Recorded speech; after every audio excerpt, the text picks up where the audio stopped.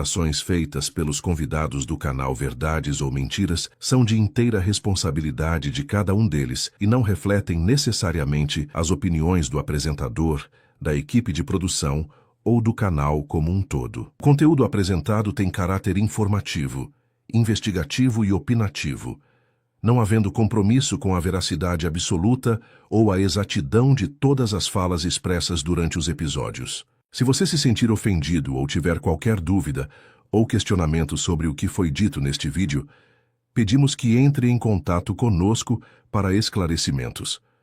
Estamos sempre abertos ao diálogo e, se necessário, faremos ajustes no conteúdo para garantir a precisão, a ética e o respeito a todos.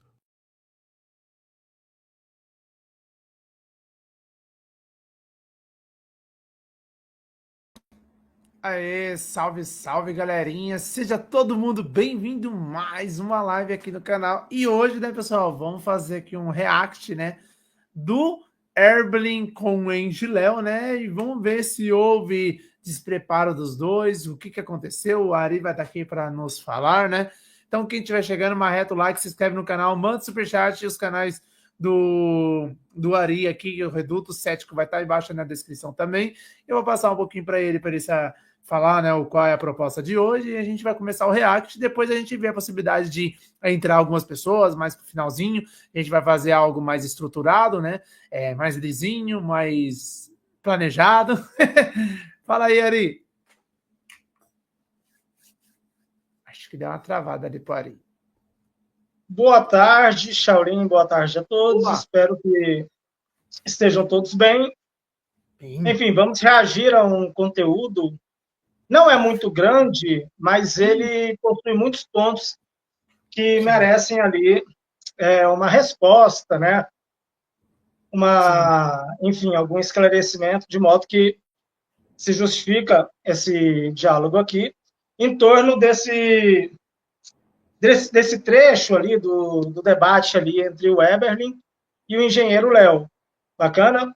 Então, nós estamos aqui para pegar alguns pontos interessantes desse debate. É muita coisa legal para ser reagida, apesar do vídeo desse corte, desse pedaço ter 32 minutos, tá bom? Espero poder contribuir e agradar a todos aí. Exatamente. Muito obrigado, minha Maria, por ter aceitado. O André colocou aqui uma pergunta aqui que eu vi lá ontem, né? Mas eu já vou colocar. Se precisar usar argumentos complicados quando a gente fala Deus existe? 1. De qual religião? 2. Papel aceita tudo? 3. Nenhum Deus funciona na realidade, sou dentro da literatura. A Bíblia não funciona. Isso aí. Então, bora lá, vamos argumentar aqui. Ari, você acha que é bom colocar numa velocidade normal ou deixa rolar? Olha, qualquer coisa a gente aumenta a velocidade. Vamos testando aí. Fechou. Ou vice-versa. Beleza, combinado. Convenci que Deus existe. Mas agora, pastor César Cavalcante, o ateu falou assim para ele, pastor César Cavalcante, em quem Deus eu devo crer, então? Porque tem tantas versões de Deus, tem Zeus, que você citou. E eles não nascem enquanto criança. Qual é o melhor candidato para Deus?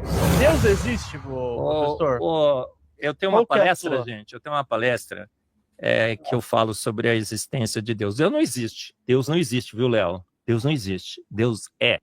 Olha lá, olha o argumento dos caras. Ele sempre existiu, existe, sempre sempre se quiser existirá. dar uma primeira pausa aí, inclusive, Shaolin, é clássico, né?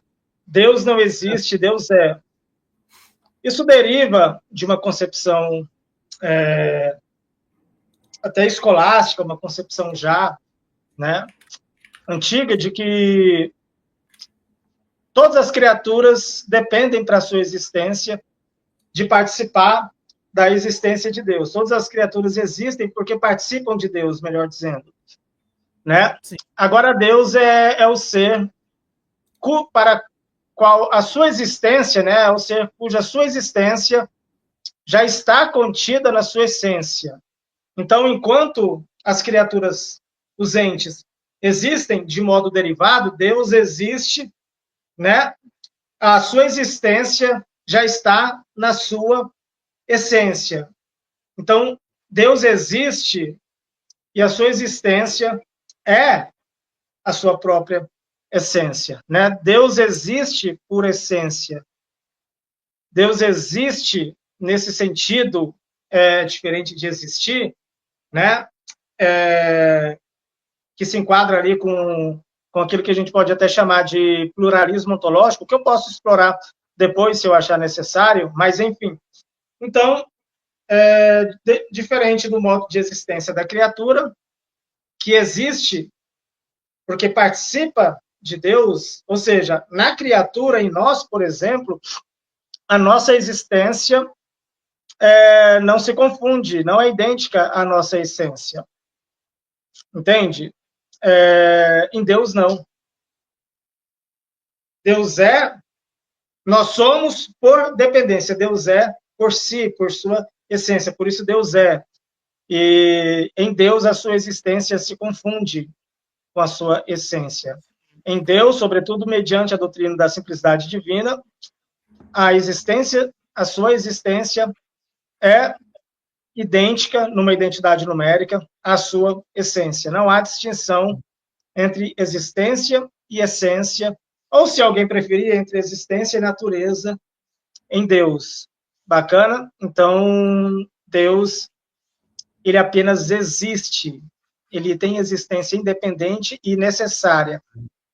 Portanto, Deus ele não existe em alguma coisa, ele não precisa surgir e estar numa circunstância que permita a sua existência, do qual ele derive a sua existência, espaço-tempo, por exemplo, ou qualquer outra circunstância.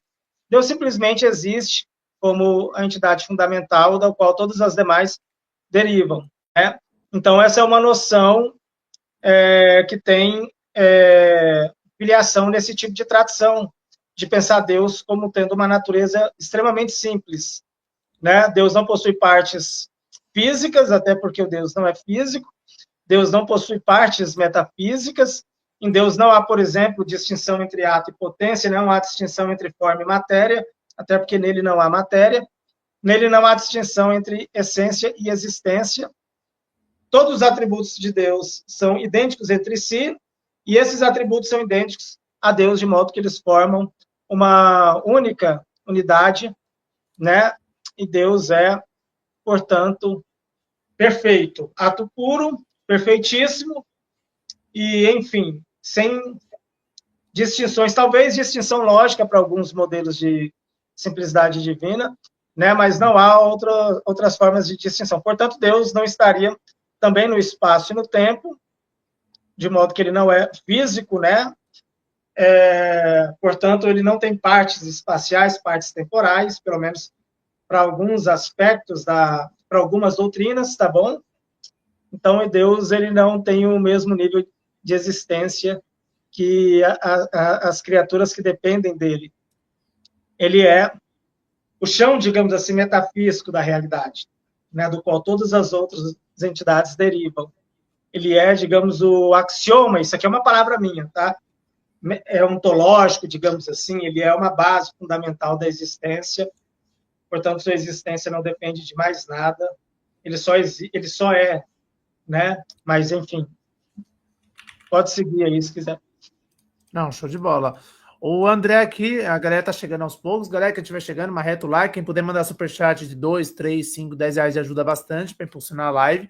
O André, ele colocou um negócio bem interessante, né? Se perguntasse para ele no podcast se Deus é onipotente, onisciente, onibenevolente,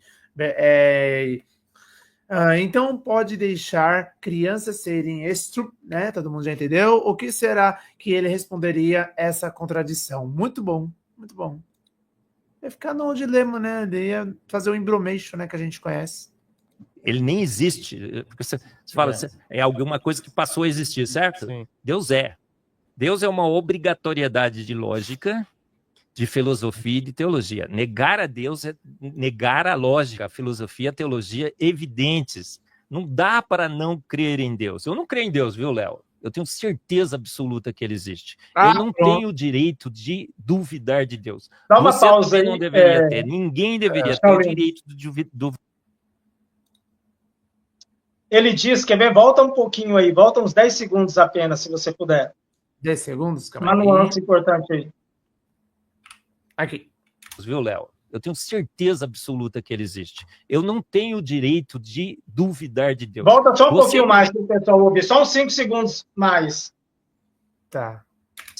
Não dá para não crer em Deus. Eu não creio em Deus, viu, Léo? Eu tenho certeza absoluta que ele existe. Pronto, eu pode não parar tenho aí, o direito. rapidamente. Antes de tudo, é importante a gente, para manter o rigor aqui, Shaolin, Uhum. a certeza é uma forma de crença também. Crença é uma condição psicológica, doxástica, depois eu posso explicar alguns termos, e de modo que não importa o seu grau de convicção, é tudo crença. Tá? Não importa se você chama de uma crença fundamentada, bem estabelecida, se você tem certeza ali, uma convicção absoluta, ou se é uma fé, conforme descrito até mesmo nas escrituras, né, como a certeza das coisas que não se veem, não importa como você define, o modo como você confirma uma proposição, uma visão de mundo, enfim. Tudo pode ser englobado como crença, tá bom? E, portanto, crença não precisa ter tabu de usar esse termo, né? É porque no senso comum acaba que crença fica vinculada a uma coisa ali sem muito respaldo, né? Mas tudo é crença. A ciência, os pressupostos da ciência, nós acreditamos nele. Sim, nós acreditamos.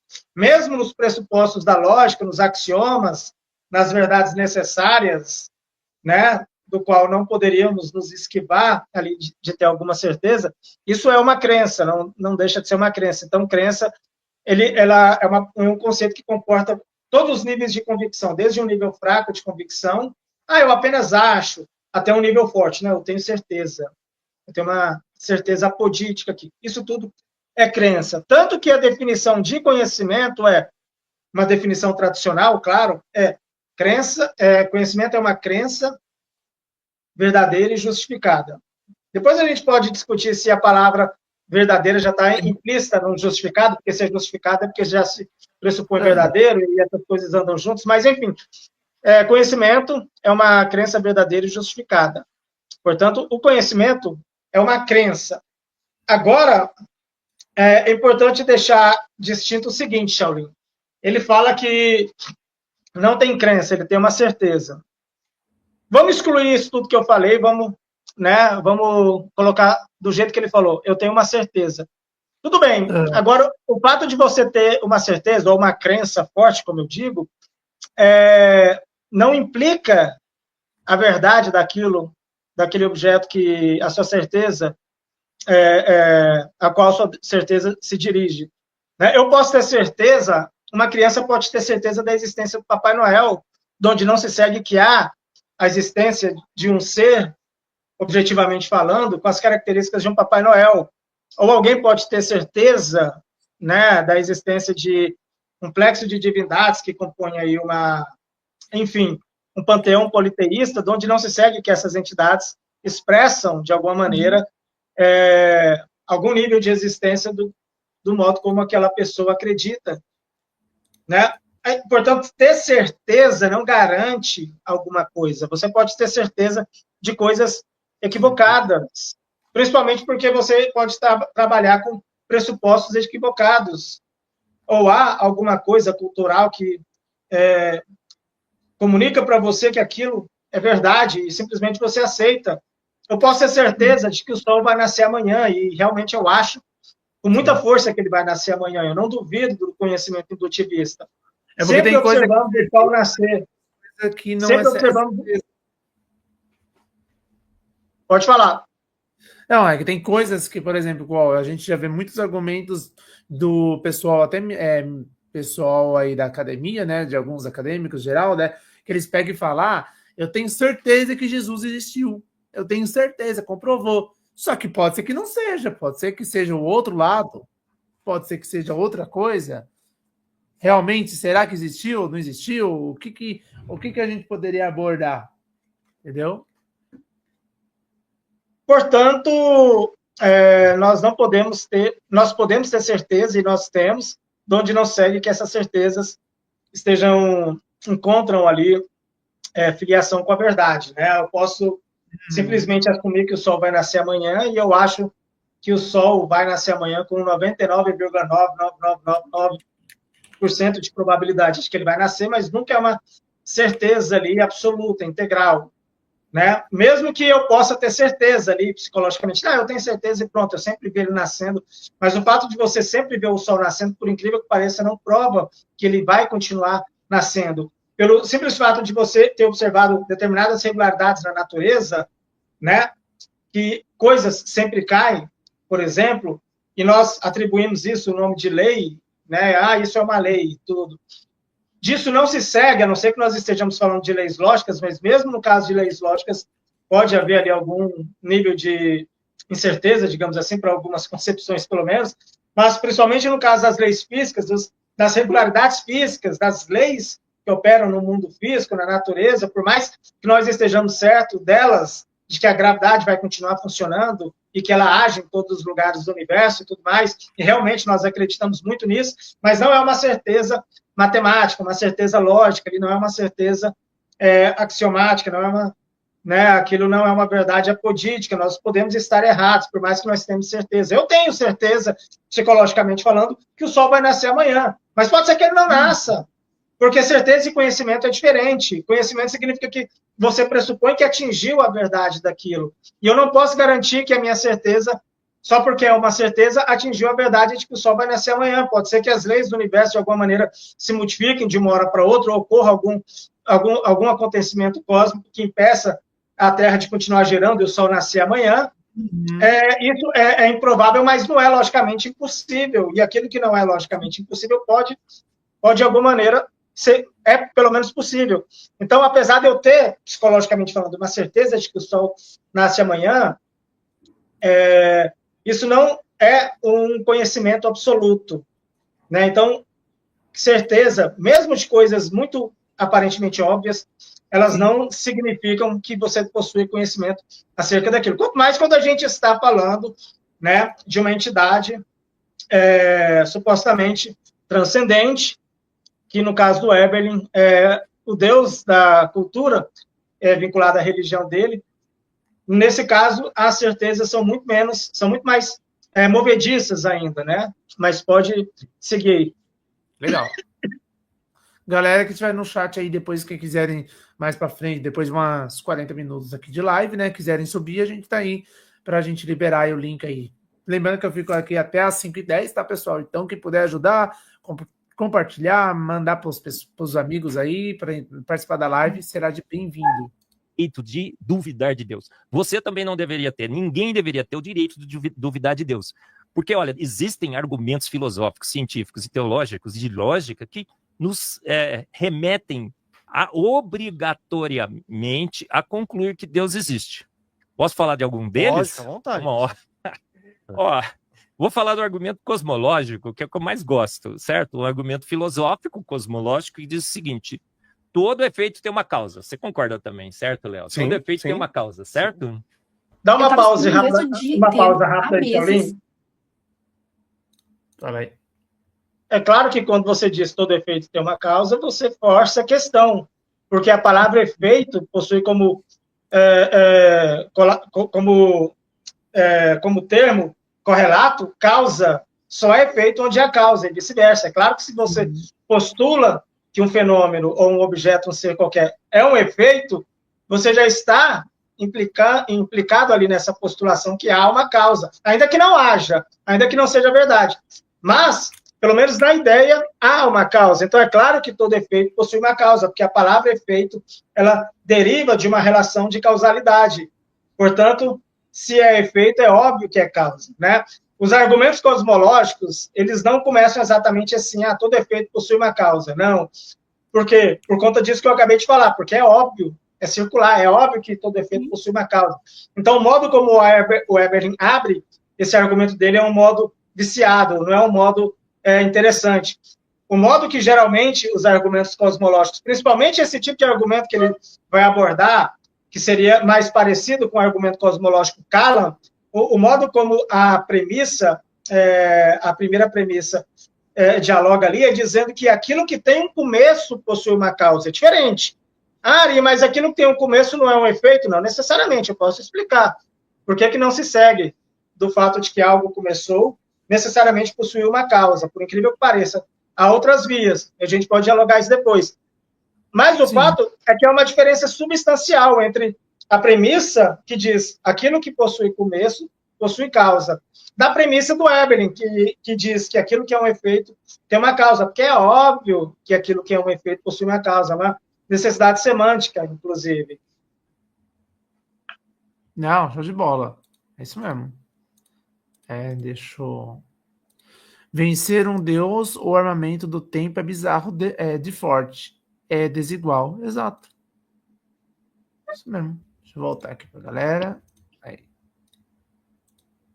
Estamos observando efeitos aqui, certo? Existimos, não existimos? Certo. Todo o resto, tem uma teoria que diz assim, todo o resto pode ser uma ilusão, mas eu não posso ser uma ilusão, porque eu penso, logo existe, eu estou me beliscando, eu estou me sentindo. Considerando que Descartes está certo. Eu existo, eu acho que eu existo.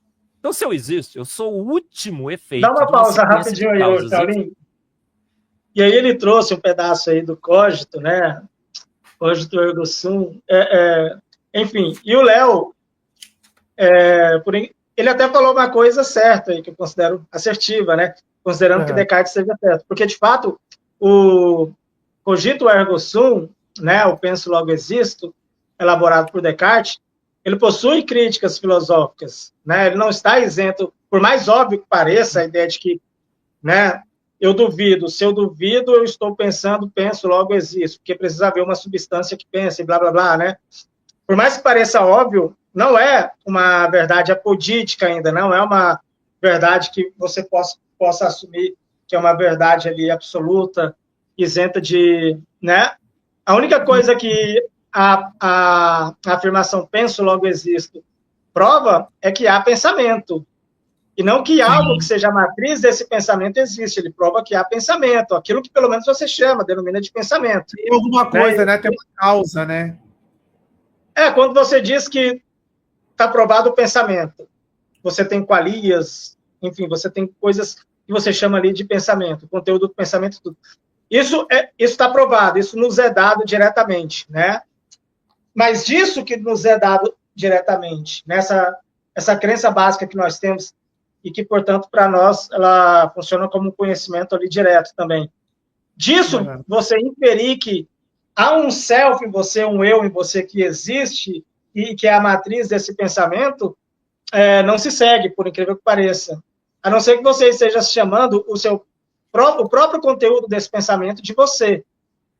Mas se há uma divisão, por mais sutil que seja, entre o conteúdo desse pensamento e você, a afirmação do Descartes, por mais que seja, né, por mais que a gente acredite, mas não é absolutamente correta, não é uma verdade ali do modo que uma proposição analítica não é uma verdade ali apodítica, né, absoluta, integral, isenta de qualquer crítica. Se eu penso, por exemplo, numa esfera vermelha, essa esfera vermelha existe ainda que como conteúdo mental, enquanto fenômeno, enquanto aparência de uma esfera vermelha.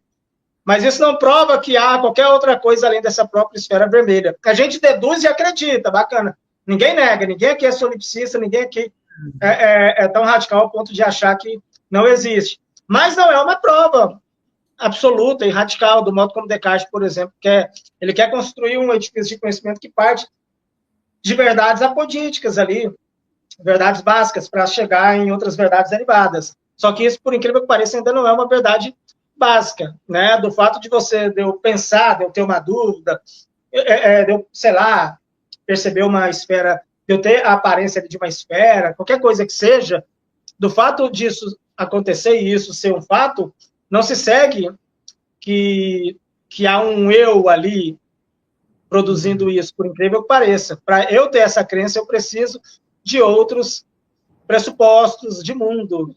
Eu preciso acreditar em outras coisas, em outros conceitos, em outras são muito amarrados, né? Agora repito e finalizo para você seguir. Nenhum de nós duvida dessa afirmação de Descartes. Ela só não é uma verdade absoluta ainda. Mas segue o baile aí. Igual a moral objetiva. Vamos lá. Feitos que Certo. me causou, certo? Certo. Essa sequência pode ser infinita? Se a sequência O pode... Pirula outro dia disse que ele acredita que até a primeira causa não causada foi causada. Desculpa, Pirula, de mencionar você, mas o que você falou, tudo bem, tá? É o maior carinho que eu tenho por você, mas tô mencionando o que você falou. Cara, a primeira O Evelyn ficou tão meio sem jeito de falar do Pirula que comeu assim, né? Calma, Evelyn, relaxa. causa não causada para o Pirula também era causada por quê? Porque os ateus normalmente acham que essa sequência de causas e efeitos é infinita. Nunca Dá um começou papo com aí, nada. Charlin. O Dawkins esteve aqui. O que eu falei, cara? O vídeo é curto, 32 minutos, comparado com aqueles podcasts, comparado com o podcast inteiro, né? Que às vezes tem horas. Mas, em todo momento, a gente esbarra em alguma coisa que precisa ser comentado, né?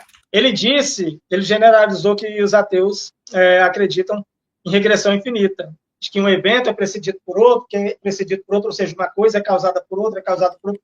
Quer ver? Volta 10 segundos só aí. Tá.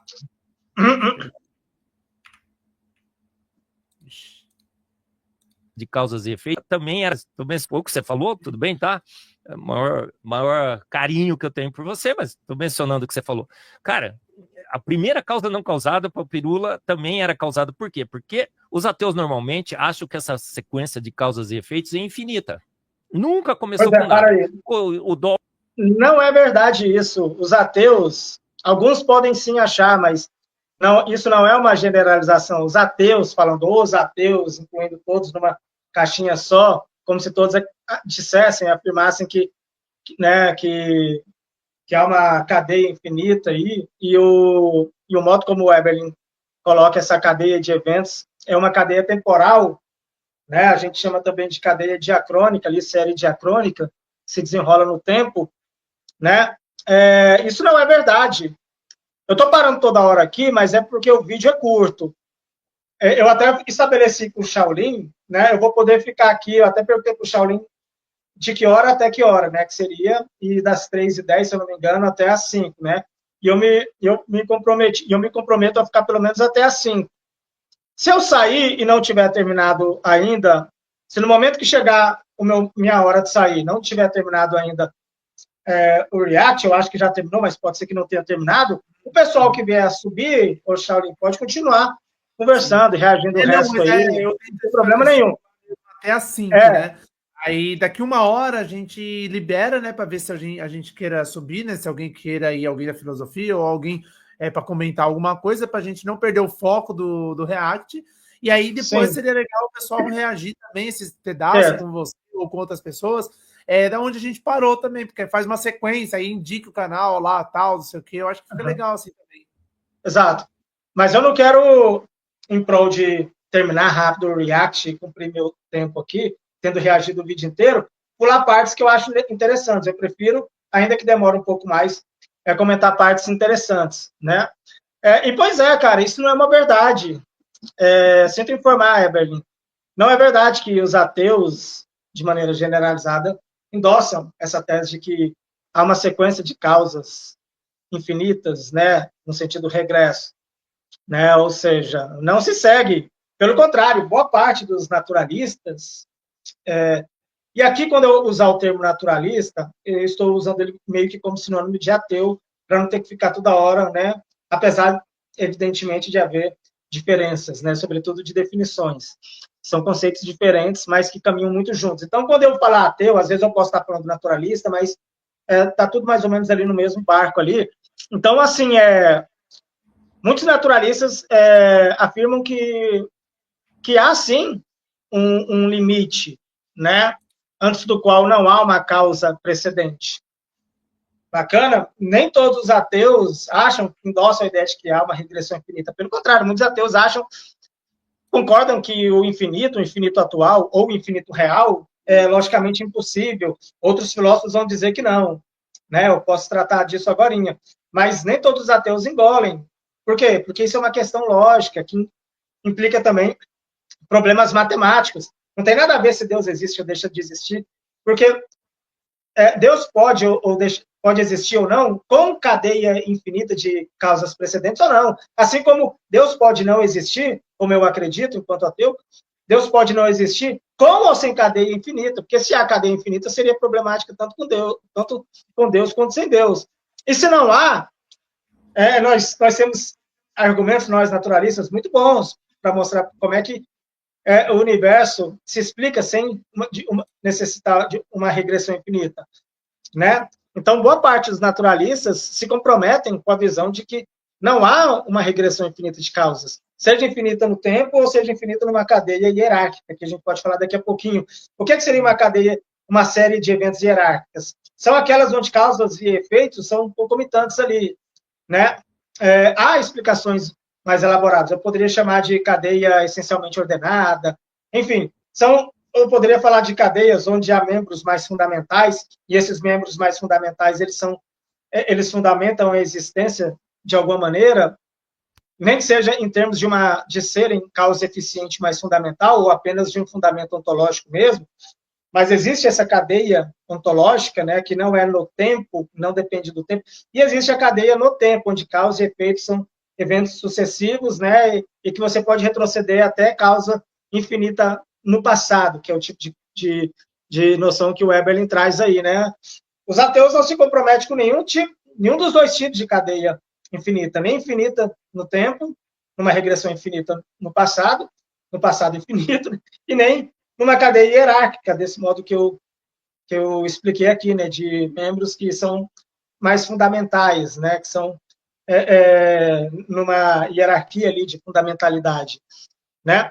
Boa parte dos ateus precisaria ter dados acerca disso, mas boa parte dos ateus talvez, eu não tenho certo esse dado, mas talvez não engolam essa ideia de regressão infinita. Eu acho que a maioria não engole, entende? E eu falo não engole, fica parecendo que a ideia de regressão infinita é absurdo. Não, posso mostrar para vocês que também não é absurdo, né? E tem mais esse ponto ainda. Mas muitos ateus simplesmente se comprometem que a matéria, em seu regime mais fundamental, ela une a existência no seu domínio mais fundamental, ainda é material. A gente não precisa estipular um ser transcendente nessa base para ser essa base mais fundamental, se a gente pode dar um passo atrás e apenas ficar com a própria matéria, ainda que seja uma matéria diferente dessa do macromundo, né? Mas ainda assim é parte da realidade natural, e algo ainda do escopo de uma entidade natural seria a base dessa realidade. E a base dessa realidade é alguma coisa que ainda não é algo sobrenatural, divino, com onipotência, enfim, não é um ser pessoal, enfim. Então, e isso parece para nós, de maneira muito defensável, mais óbvio, mais lógico e mais virtuoso do que, do ponto de vista epistêmico, do que a ideia de que é preciso um Deus na base da realidade. Até porque os problemas que a gente enfrenta com o universo e a gente postula Deus para resolver esses problemas, na verdade, a gente só desloca os problemas do universo para Deus, porque em Deus esses mesmos problemas lógicos persistem. E ele ainda traz elementos e problemas novos, né? Ou seja, nem do ponto de vista da navalha de Ockham é interessante. Então, não se segue, não é verdade, viu, Eberlin, que boa parte dos ateus, ou que os ateus, né, no sentido geral, como você colocou aí, se comprometem aí com cadeias de regressões causais infinitas. Segue aí. Fechou. Deixa eu colocar aqui. Quem esteve aqui no Brasil falou o seguinte: Deus não é uma boa explicação para o universo, para a vida, porque se você assume a hipótese de Deus, você vai ter que me explicar quem criou Deus. Quem criou Deus, Léo? Imagino que sempre existiu. Você pode fazer essa pergunta? Quem criou Deus? A pergunta é infantil, ela é totalmente desqualificada, porque você não pode perguntar quem criou Deus, porque Deus é a primeira causa não causada dessa sequência de causas e efeitos. Ela não pode ser infinita, porque se ela fosse infinita, quanto tempo demoraria numa sequência infinita para a gente estar observando o último efeito? Então ela é a primeira e única causa não causada. Responde a pergunta do tempo.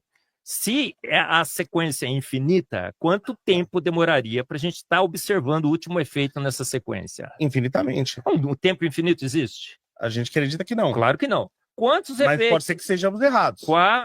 Pode ser, mas... Sim. Não, o infinito não existe. Eu Por também não uma acredito, eu questão de também tenho lógica. dificuldade de Por uma acreditar no questão de lógica. infinito. Você acha que a filosofia não é boa? Mas É claro aí Deus que sim. não seria infinito? Calma, peraí. Ah. Quantos eventos de causas e efeitos teriam que ocorrer para, numa sequência de causas e efeitos infinita, eu estar observando o último efeito? Infinito. Não existe um número infinito de eventos, concorda? O infinito é uma abstração matemática. Na realidade, um tempo infinito. Dá um pause aí, Se a Shaolin. sequência fosse infinita e precisar... Então, lembra que eu comentei que, apesar de boa parte dos ateus não se comprometerem com a tese de uma regressão infinita, Sim. não se segue que a regressão infinita não seja defendida por alguns filósofos, e alguns não é nem que defendem a regressão infinita, é que eles simplesmente não veem problemas lógicos severos, como o pessoal mais finitista aponta, né? Então, muitos filósofos e até matemáticos eles se comprometem com a ideia de que não há um problema de ordem lógica no infinitismo temporal, a ideia de um tempo infinito no passado, ou mesmo de qualquer ordem de infinito real, seja de uma dimensão infinita, um objeto de dimensão infinita, ou uma quantidade infinita de eventos, ou, enfim, futuro infinito, né, que seria o progresso infinito, enfim. Então, você tem três classes três modos de se abordar essa questão. Não se comprometendo com o infinitismo, achando que o infinitismo é um problema, né? Não existe, não pode ser o caso.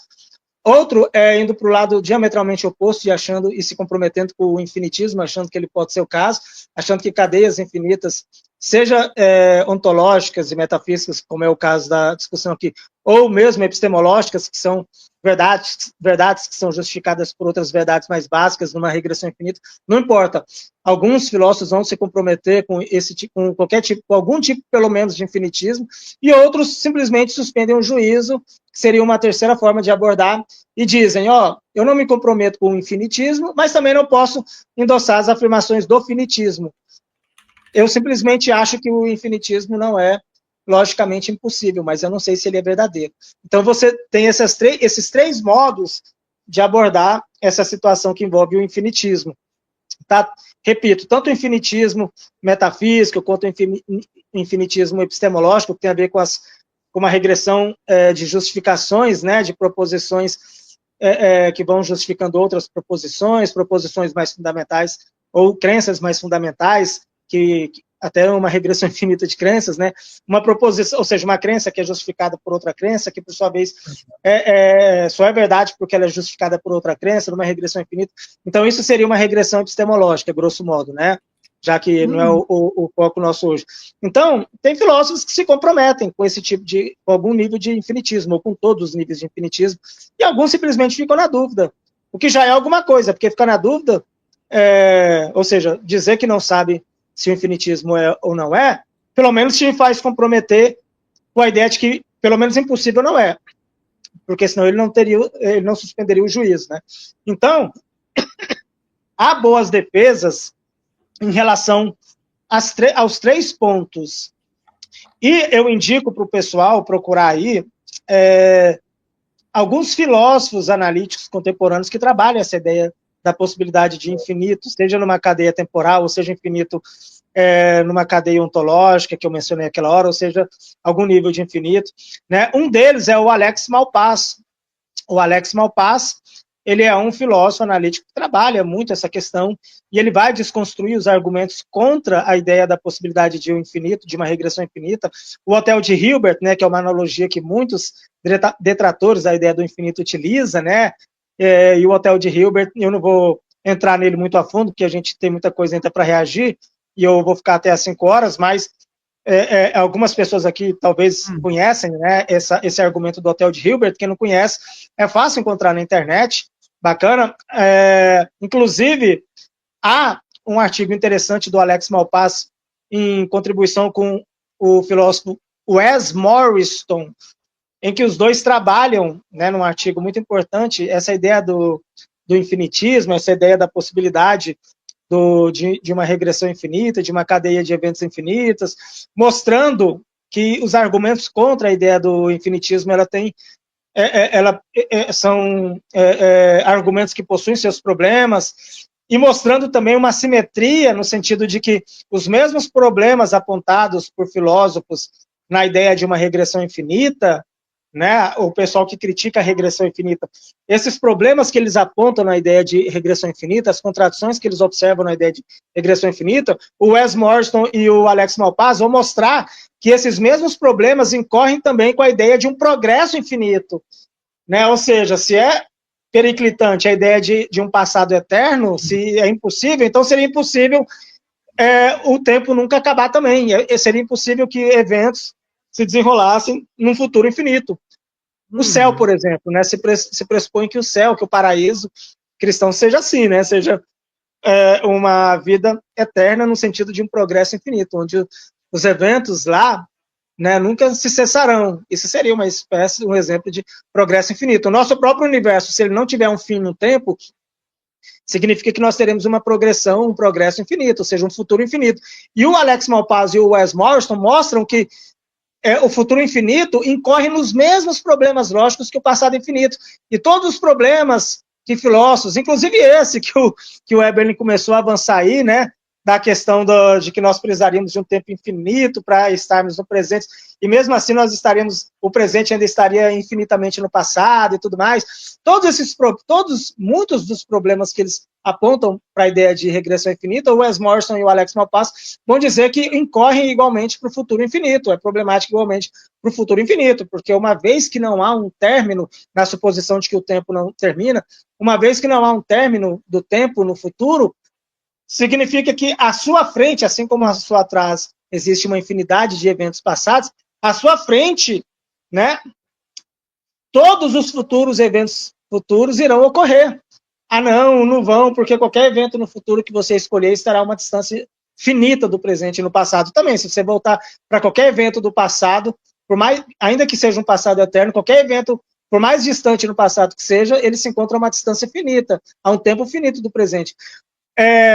O fato é que, se não há um término do tempo futuro, significa que todos os futuros infinitos, todos os eventos infinitos no futuro irão ocorrer, né? E isso seria um problema também, porque é, de certo modo, uma cadeia também infinita, e todos os problemas apontados numa regressão infinita estão presentes, e o Alex Malpass e o Wes Morrison explicam mais meticulosamente, esses mesmos problemas estão presentes também na ideia de um futuro infinito. Então, quem não gosta da ideia de um passado infinito vai ter que abolir também a ideia de um futuro infinito. Eu não estou me comprometendo aqui com o infinitismo, né? Não estou defendendo que há algum nível de infinito, eu só estou dizendo que você possui boas respostas para as objeções da ideia de que há algum infinito, né? E muito boas objeções. O Philip Leon é outro filósofo, pode falar. O N84 falou o seguinte: se o Eberlin fosse debater isso contra o filósofo de regresso infinito, ele iria passar vergonha. Já passou vergonha, é porque o Léo é um pouco ruim nesses argumentos também, né? Então o Léo se acha o novo polímata da história, mas tá falando besteira aí também, né? Então temos esses grandes probleminhas aí relacionados às informações dele também, né? Por isso que os dois aí meio que passaram vergonha, né? Continua aí, Ari. Certo. O Philip Leon, que é outro filósofo naturalista, ele faz ótimos insights, né, sobre essa ideia de infinito, né?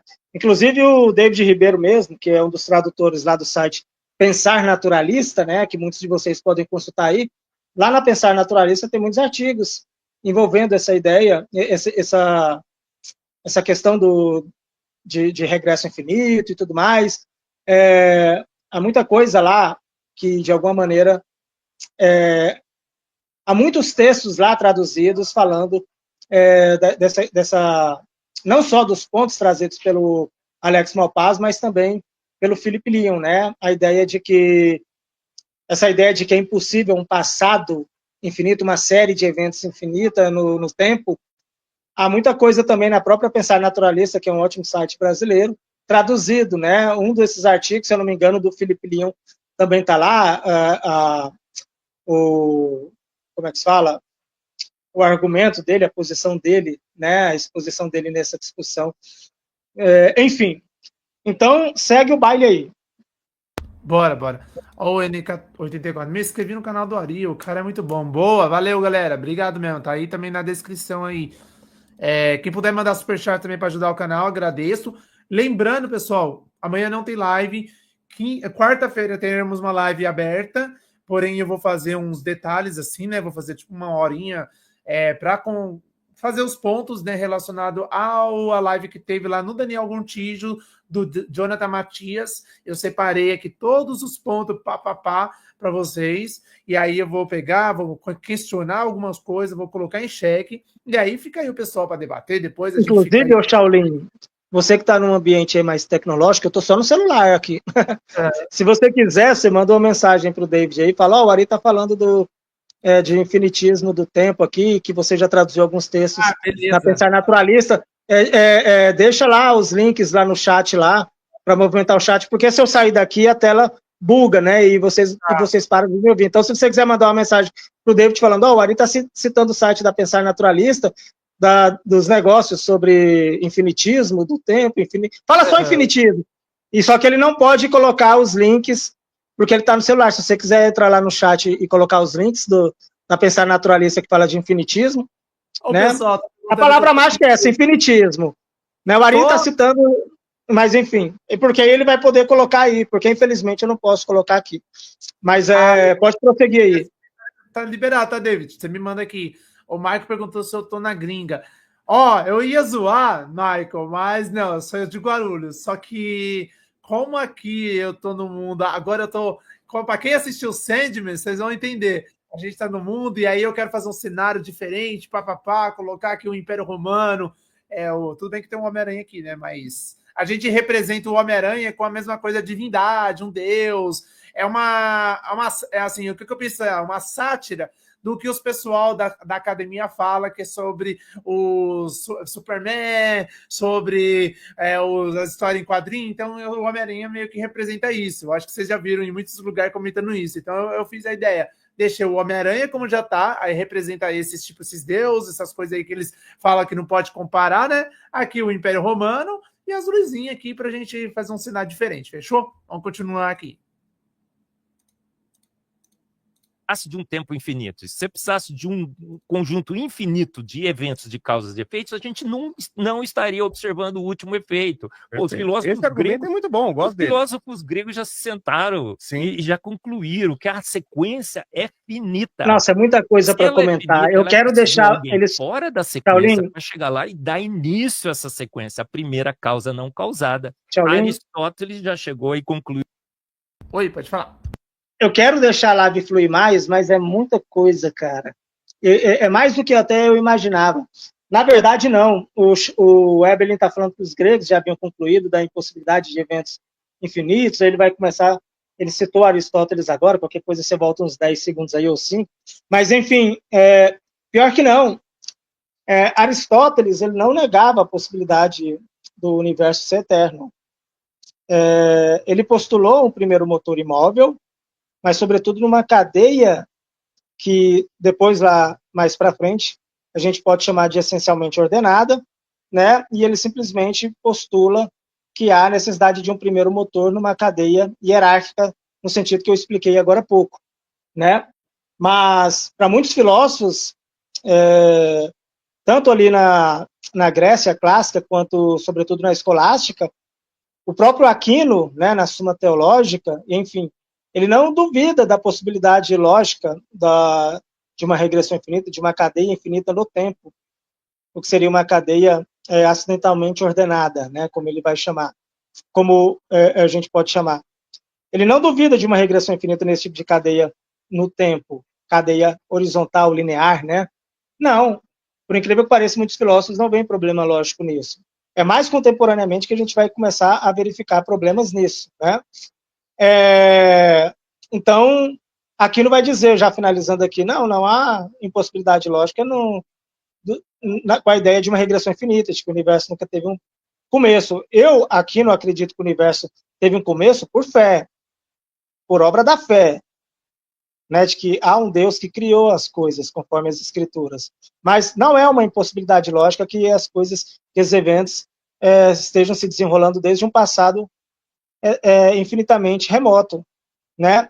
Tanto que o Aquino vai ver problema lógico na cadeia hierárquica que eu expliquei agora há pouco, que é uma cadeia essencialmente ordenada, onde as causas eficientes, ou os motores mais fundamentais, né, estão movendo ou causando, se nós estamos falando de causa, os membros menos fundamentais ali de maneira simultânea.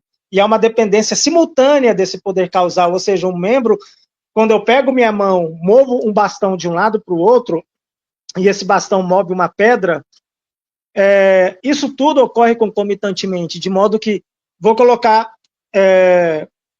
digamos assim, os meus músculos como a origem desse movimento. Não é a origem, mas é só para ficar mais didático. Os músculos movem minha mão, que movem o bastão, que movem a pedra. Né? Isso tudo ocorre concomitantemente, simultaneamente. Se eu tirar esse primeiro membro, que seria o músculo, esse primeiro movedor ali, seriam os músculos, as fibras musculares, que nesse exemplo aqui, eu convencionei ser o primeiro membro, mas não é, mas só para ficar fácil. Se eu tirar esse primeiro membro, esse primeiro motor aqui, o braço, ele não tem poder causal para mexer o bastão de um lado para o outro. E o bastão também não tem poder causal para mexer a pedra. Porque eles possuem poder derivativo, poder causal de movimento dos membros intermediários, que nessa cadeia que eu estipulei seria o braço e o bastão, eles são dependentes do músculo. O músculo, se o músculo cessa o poder do braço, o braço para de mover e, concomitantemente, o bastão para de mover. Portanto, numa cadeia hierárquica de membros essencialmente ordenados, o poder causal para gerar o movimento ele é derivado. Então, se você cessa o poder do membro originário, você cessa o dos membros intermediários.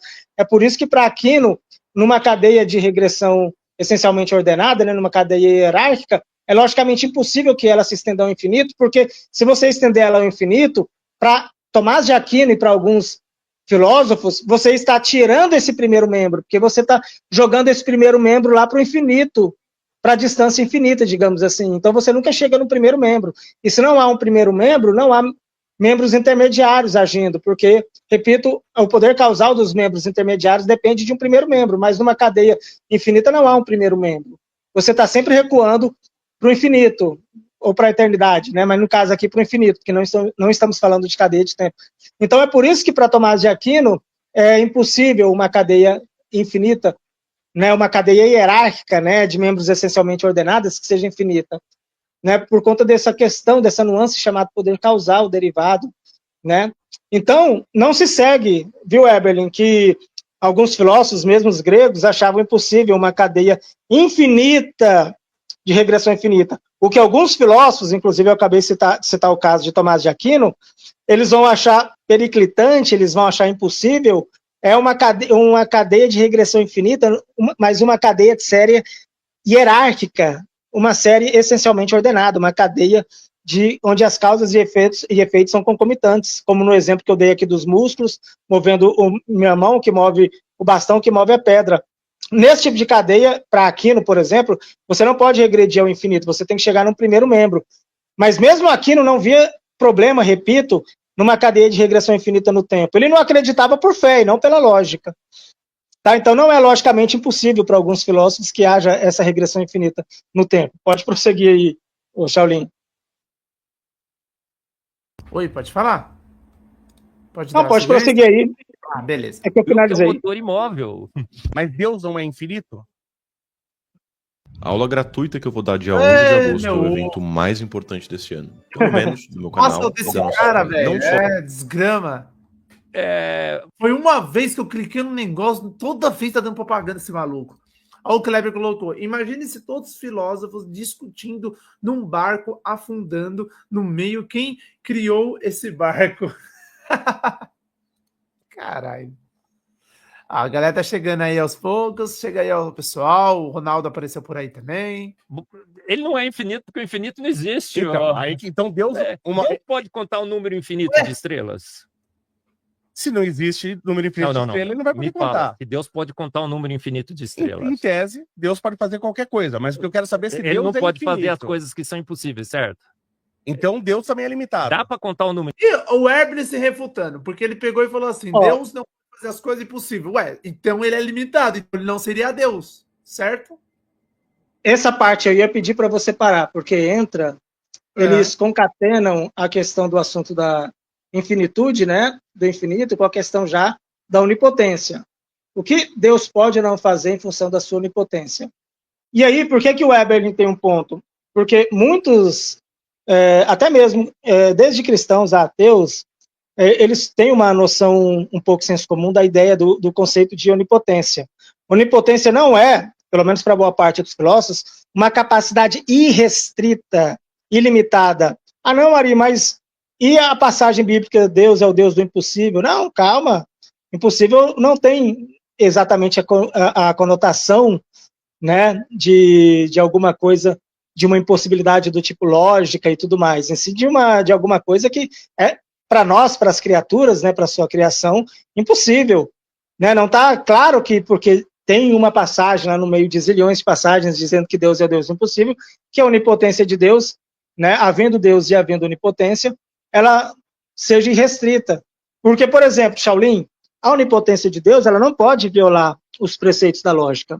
Ela não pode quebrar as leis básicas da lógica tradicional, por exemplo, princípio de identidade, princípio de não contradição, né?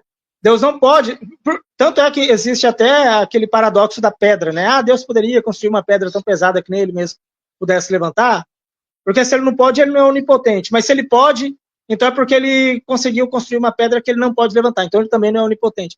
Esse paradoxo só é um paradoxo para quem trabalha com essa noção absurda de que a onipotência significa capacidade restrita, ilimitada.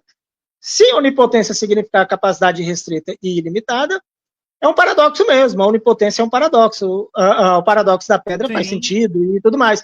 Só que, para muitos teólogos e apologistas, e filósofos, independente de cristãos ou não, a onipotência não pode ser identificada com a definição de uma capacidade restrita. Né? A onipotência ela tem limites, inclusive, se ela não obedecesse leis lógicas, se ela não fosse coerente, ela não poderia sequer conservar a sua identidade de onipotência.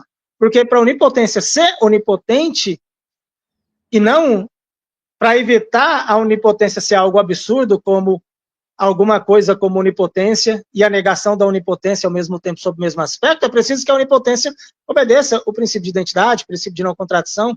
Se a onipotência não obedecer nem princípios lógicos fundamentais, ela não poderia nem se conservar na identidade de onipotência, porque ela seria onipotente e não onipotente ao mesmo tempo, sob o mesmo aspecto. Né? Ela teria restrições, ela teria, enfim, até para a onipotência ser onipotente, ser uma onipotência, ela precisa ter restrições lógicas, né? Como garantidora da sua própria existência, digamos assim, se há algo como onipotência. Né? Então, boa parte dos filósofos, a massiva grande parte dos filósofos, né, de Aquino, passando por Leibniz e tudo mais, vão endossar essa ideia de que a onipotência não é uma capacidade restrita. Mas há um defensor forte da onipotência como capacidade restrita, né? Descartes. Para Descartes, onipotência é uma capacidade restrita mesmo. Mas Descartes, dos grandes filósofos, ele é um dos poucos que tem que está nessa vertente aí de pensamento, tá? Mas segue o baile aí. Bora, vamos lá. Ó, interessante esses pontos, não conhecia. Boa. Infinito. Não, claro que matematicamente não faz nem sentido. Mas aí, Luan, você sabe, a Bíblia diz em Isaías que Deus conta as estrelas e chama-as todas pelo seu nome. A Bíblia, Léo, diz que ele mediu o universo com a palma de suas mãos. O universo infinito seria mensurável? Não. Mas aí que tá, Deus tem um fim? Claro que não, ele é atemporal. Então é infinito. Ó, nessa sequência, no tempo, né? Nessa sequência de causas e efeitos, pensa num monte de dominó enfileirado. Sim. Você está vendo o último dominó cair, certo? Certo. Alguém derrubou o primeiro, certo? Vamos considerar que sim. Ele poderia ter caído sobre si mesmo? Poderia ter caído por qualquer tipo de outra ação que não fosse alguém. Alguma força externa à sequência fez ele cair, certo? Concordo. Ele não poderia ter caído sobre ele mesmo, Sim. certo? Então, alguém foi lá e derrubou o primeiro, certo? Certo. Alguma coisa derrubou o primeiro, certo? Ok. A primeira causa não causada. Todos os filósofos gregos já chegaram a concluir. Mas tudo bem. Essa causa, ela teria que ser maior que todos os efeitos, concorda? Mas Deus, ele vai ter um fim? Deixa eu dizer que você concorda ou não concorda. O Everly é engraçado, ele não consegue.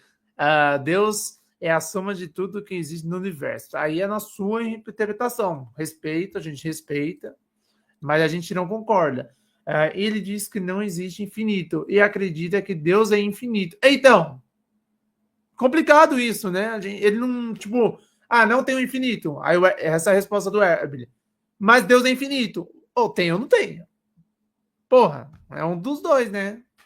O Eberlin disse que é ilimitado, não sei, qualquer coisa você volta aí. Mas ele está defendendo a ideia, o Eberlin, de que Deus não é infinito. Tanto que ele vai usar o exemplo das estrelas, né? Que segundo a passagem, Deus conta as estrelas e mede o universo com a palma da mão. Então, logo, o universo não poderia ser infinito, porque o infinito não é mensurável, né? E o infinito também não pode ser contado. Então, se as estrelas são contadas e o universo é medido, é porque o universo não é infinito, é uma prova de que o universo não é infinito, e nem o próprio Deus seria infinito. É a tese do Eberlin, né? Agora um ponto interessante. Quer ver? Volta 5 segundos aqui para o pessoal se situar de novo. Quer ver rapidão? Ela teria que ser maior que todos os efeitos, concorda? Mas Deus, Aqui, ele vai Shaolin, ter um fim? Ele está dizendo que a causa, ele se compromete com a noção de que a causa é maior do que os efeitos. Isso é uma noção que nem todos se comprometem, mas que, por exemplo, para Leibniz, por exemplo, de fato, o efeito tem menos realidade que a causa. A causa ela tem que ter igual ou mais realidade que o efeito. A gente pode falar em termos de tamanho, em termos de maior ou menor, como o Weber mencionou também. De alguma maneira, a causa ela é igual ou maior do que os efeitos, a gente pode colocar dessa maneira, né? Isso não é absolutamente todos os filósofos que endossam essa perspectiva, mas há sim essa perspectiva, né? É claro que isso, de modo algum, prova uma causa divina, uma causa que seja transcendente, uma causa que seja pessoal, que elaborou ali, né, através de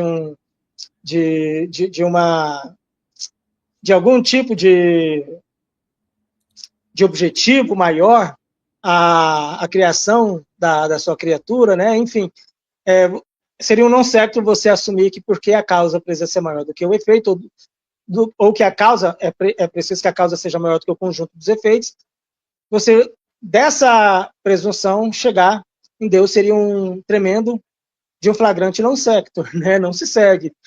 Porque ainda que seja esse o tipo de vínculo causal que você se compromete, né? Você pode simplesmente postular que, do ponto de vista natural, sem a necessidade de se recorrer a uma entidade extranatural, digamos assim, você pode postular que essa causa originária, esse aspecto fundamental da realidade, ele só pode ser maior, no sentido de alguma maneira maior, em algum sentido que a gente pode discutir, e sem problema nenhum. Porque se existem coisas menores dentro do escopo naturalista, é porque existem coisas maiores. E aqui eu não estou falando de maior no sentido métrico, de tamanho, exatamente não, no sentido de quantidade de aspectos, né? Por exemplo, quando uma causa gera um efeito ou um conjunto de efeitos, é porque todos esses efeitos, todos esses efeitos que agora estão em ato e antes eram em potência, já estavam em ato de alguma maneira na causa. Então a causa precisa ter aquela mesma quantidade de transformações já em alto ou uma quantidade maior. Ela tem que ser maior, ela tem que ter mais realidade que o efeito, né? E normal, sem problema nenhum. Se o universo se resumir ao escopo natural, não tem problema que as entidades mais fundamentais elas carreguem mais realidade, nesse sentido, pelo menos, do que as menos fundamentais. É isso que nós observamos cotidianamente, né? Isso não tem problema nenhum. Não há nenhuma necessidade de postular Deus por conta desse comprometimento causal. Porque a causa tem que ser maior do que o efeito, ou que todos os efeitos, sem problema nenhum. Isso não viola o naturalismo, isso não implica Deus, né? Isso só implica, repito, que a causa, ainda assim natural e talvez material, ela já contém todos os elementos que ela vai gerar ali, ou transformar, mover. Normal. Isso é normal, não tem problema, você não precisa vindicar Deus. Isso é uma consequência da própria estrutura metafisicamente dada, da realidade.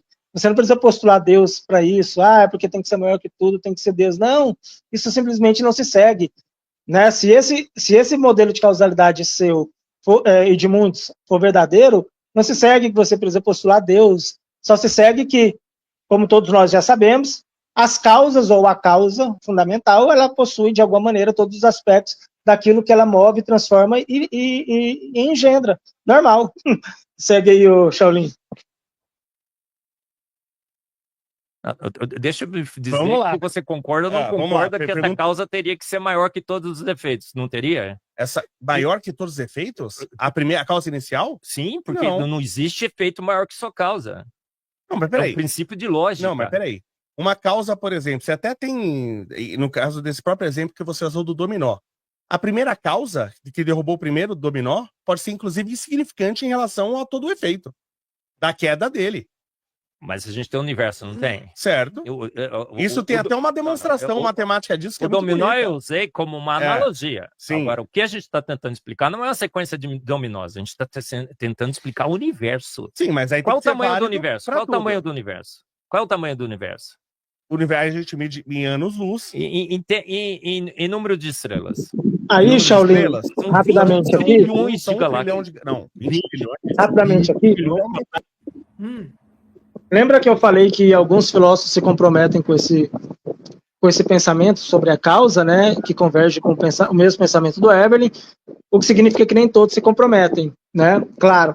E nesse sentido, o engenheiro Léo tem um ponto aí, porque você pode sim se comprometer com a ideia, principalmente em alguns exemplos, né, de efeitos que estão dentro de um contexto de causalidade, onde a causa desses efeitos não é maior e nem igual em relação à soma dos efeitos, à composição de todos os efeitos, né? E quando eu falo maior ou menor, seja lá o que for, isso vai depender do tipo de relação causal, pode ser do ponto de vista de temperatura, de força, pode ser do ponto de vista de transformações, seja lá o que for. Não se segue, em alguns casos, e o exemplo que o engenheiro Léo trouxe, né, de uma sequência de dominós onde cada peça derruba a peça posterior, né, é um exemplo de uma relação causal onde o elemento originário ali, ele principia o movimento dos demais, mas ele não tem, em nenhum aspecto que você imaginar, o tamanho de todos os efeitos subsequentes, né, nem do ponto de vista da força necessária para derrubar todos os outros, porque ela só precisou, esse movimento originário, que é a primeira peça do dominó que cai, ela só precisa ter a força suficiente para derrubar a peça seguinte. Ela não precisou ter a força equivalente de derrubar a soma de todas as peças subsequentes. Então, em muitos aspectos, a causa originária, ou o movimento originário, ele não é tão grande e muito menos maior do que a soma de todos os efeitos, né? Então, é preciso ter um pouco de cautela quando a gente fala de causalidade, porque depende do tipo de causalidade, depende de um monte de coisa que a gente está mencionando. Mas pode seguir o baile aí, se você quiser. legal. Esse número da A foto do James Webb, você tá meio desatualizado eu mesmo, devo Léo. porque 20 trilhões de... 20 trilhões de galáxias. Então eu tô desatualizado mesmo. Quantas estrelas a gente tem aproximadamente em cada uma dessas Uma como a galáxias? nossa deve ter umas 200 bilhões de estrelas. Bilhões de uma estrelas. Como a Então, nossa. 600 sextilhões de estrelas. Se a gente considerar esse número aí, pra mim é muita novidade, mas tudo bem. Por que esse universo é imenso? A Bíblia diz, o nosso Deus é imenso, porque os atributos invisíveis de Deus, o seu eterno poder e a sua divindade seriam vistos, Léo, claramente no universo que ele criou. Os céus proclamam a glória de Deus. O universo anuncia a obra das suas mãos. Mas você não me respondeu a pergunta se Deus é infinito. Deus é finito. Claro que ele é finito. Ele vai... Por que o infinito não existe? Então, Mas de novo esse argumento, Herbert? Deus ele não vai durar eternamente no tempo. Claro que sim. Ele criou o ele é tempo. infinito. Ele acabou de falar que não é infinito, mas aí ele não vai durar. Aí ele é infinito. Mas caralho. Não, Deus, não, infinito é muito diferente do que Deus é. Deus é atemporal. Ele está fora do tempo. Mas Deus ele pode, ele vai Sabe o que é existir sem interação, sem ter... Fala aí. Aqui é um novo conjunto de problemas que daria uma live só para falar sobre isso, e é claro que eu não vou vasculhar tudo que se pode ser dito sobre isso, até para não descaracterizar, né? Mas ele entrou numa parte aqui da fala que possui outros problemas também, né? Quer ver? Volta 5 minutos aí. Não, desculpa, 5 segundos aí. 5 minutos é tipo de ação. Fora do que Deus é. Deus é atemporal. Ele está fora do tempo. Mas Deus ele pode, ele vai existir sem interação, sem ter... Pronto, olha aqui. Há muitos problemas, e são problemas insolúveis, que não dá para a gente escolher apressadamente um dos lados, com essa ideia de uma causa atemporal de um tempo, ou de entidades temporais, né? Deus como causa atemporal de um universo que está situado no tempo. Nós temos alguns problemas que a gente poderia enumerar e trabalhar melhor aqui, né? Um parêntese aqui é o seguinte: existem 3 concepções de como Deus interage com o tempo, Shaolin.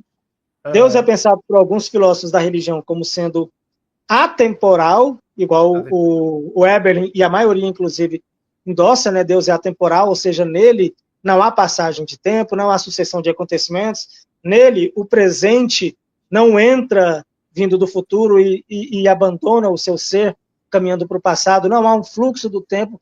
Deus não participa de um fluxo do tempo. Deus seria atemporal. Com ou sem universo temporal, Deus seria atemporal. Deus manteria sua identidade de atemporalidade. Essa é uma primeira concepção de Deus no que tange ao tempo. Uma segunda é: Deus é temporal, mas ele é eterno. Ou seja, se Deus é temporal, então você precisa se comprometer com a ideia de infinitismo temporal, que a gente até comentou agora há pouco, né? Ou seja, Deus é sem começo, porque ele é eterno no passado, e sem fim, porque ele evidentemente segue eterno no futuro. Então Deus seria temporal nessa segunda vertente, só que sem começo e sem fim, claro, né? Porque é Deus. E uma terceira vertente é uma vertente híbrida, e aí esse aspecto híbrido pode se dar de várias maneiras, que eu não preciso entrar em todos os meandros, né? Mas, grosso modo, Deus teria uma parte atemporal e uma parte temporal. E essa parte atemporal versus temporal pode se dar de 2 maneiras. Pode se dar numa parte atemporal, antes do universo, antes, entre aspas, né? Porque ele é atemporal, e temporal depois do universo, ou seja, Deus era atemporal, era, entre aspas, né? E passou a ser temporal depois de criar o universo com o tempo. Essa, por exemplo, é a posição que o famoso William Lane Craig se compromete. Sabe o William Lane Craig, né? Bacana.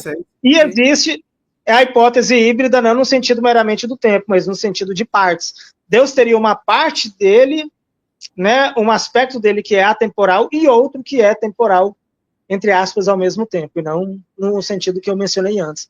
Então, existem esses três modos de se pensar Deus como correlacionado ao tempo, né? E os 3 carregam ali problemas, claro, né? Mas a primeira parte, onde você postula Deus como um ser atemporal e que cria um universo temporal, nós temos problemas principalmente no que tange a causalidade, né? Porque a causalidade, um dos princípios que regula, digamos assim, a causalidade é o de prioridade temporal, pelo menos para muitos conceitos de causa, né? Uma causa ela precisa ter contiguidade no espaço-tempo, ou seja, algum nível de ponto de toque, entre aspas. Uma causa e efeito, uma relação de causalidade precisa ter uma prioridade temporal da causa em relação ao efeito, né? Mesmo numa cadeia concomitante, há uma certa dependência do tempo e tudo mais. E nesse aspecto de vincular Deus a um ser atemporal, mas que cria o tempo no universo, você precisa se comprometer com alguma noção de causalidade muito bem construída filosoficamente, senão fica meio estranho, né? E você precisa enfrentar sempre a crítica de que se Deus é atemporal e cria um universo temporal, então, de alguma maneira, havia um tempo em que não havia o tempo. Então é como se houvesse um tempo, né? É como se houvesse um antes do tempo, de qualquer maneira é como se o tempo estivesse presente do mesmo jeito, né? É uma outra crítica também. E a crítica ao terceiro ponto, onde eu falei de Deus como... a crítica ao segundo ponto, né? De Deus temporal. É a crítica do infinitismo, que o próprio Eberlin trouxe. É impossível haver um tempo infinito. Então, se Deus for temporal, Deus seria uma entidade impossível, porque ele teria que ser infinito no tempo, né? Então esse é o problema dessa segunda vertente. E o problema da terceira vertente, que diz que Deus tem um aspecto temporal e outro atemporal, é o problema também de causa, né? Como é que uma parte atemporal causa uma parte temporal, mas também um problema de conservação da identidade. Como é que Deus mantém a sua identidade? Como é que Deus persiste? Como é que Deus, de alguma maneira, se mantém na sua identidade de Deus, se uma parte dele é atemporal e a outra segue num fluxo de tempo? Como é que você pode manter essa identidade de Deus da pessoa, dos aspectos de Deus. Ainda mais se você se compromete com uma visão de simplicidade divina. Então, todos os três tipos de tempo em Deus acarretam problemas para a noção de Deus. Pode seguir o baile aí. Não, foi de bola. Ó, o N84 falou o seguinte: não entendo esse raciocínio dele. Se Deus é atemporal, então por que não seria infinito? Se Deus não precisa existir num tempo finito, mas existe fora do tempo sendo atemporal, então por que é infinito? Por que não é infinito? Cuidado. Fala, Shaolin. Pergunta ou é só um comentário? Ele foi um comentário, uma pergunta, né? Ou um comentário. Mas é uma pergunta. Depois confirma. Mas é para responder ou é só para deixar a pergunta no ar mesmo? Acho que é para deixar a pergunta no ar. Não, tranquilo. Pode seguir então o vídeo. Beleza. Seguindo. Qualquer tipo de ação. Ele é um motor imóvel, ele é a primeira causa não causada. Eu não consigo explicar isso, você consegue? Então, tem mas Deus, por exemplo, tem uma tem música. consciência. Tem uma certo? música, que diz assim, ó, ninguém explica Deus, do crente certo. ao ateu, ninguém explica Deus. É uma música sensacional. Isso é interessante demais, Shaolin. Esse ponto é interessante. Eu não explico Deus. Você explica Aqui, Deus, ó. Luan? Um será? O Eberlin está falando o seguinte: ninguém explica Deus e ninguém explica Deus, etc. Cara, isso é surpreendente, sabe por quê? Porque o teísta, né, seja cristão ou não, sim, ele sempre cobra de nós naturalistas, de nós ateus ou agnósticos, etc., que nós expliquemos detalhe por detalhe a nossa visão de mundo naturalista, ou o Big Bang, ou como é possível um universo sem Deus, ou como o Big Bang explica o universo, e se o universo não possui origem, como é que isso ou aquilo é possível, e se o universo teve uma origem, como isso é possível sem Deus e tudo mais. Eles estão o tempo todo exigindo de nós os mínimos detalhes que nós conheçamos, que a gente tenha conhecimento dos mecanismos em detalhes da nossa visão de mundo. Só que eles não são simétricos nesse tipo de exigência, porque eles sempre afirmam esse tipo de coisa que o Eberlin afirmou: Deus é um Deus inexplicável, não podemos explicar Deus.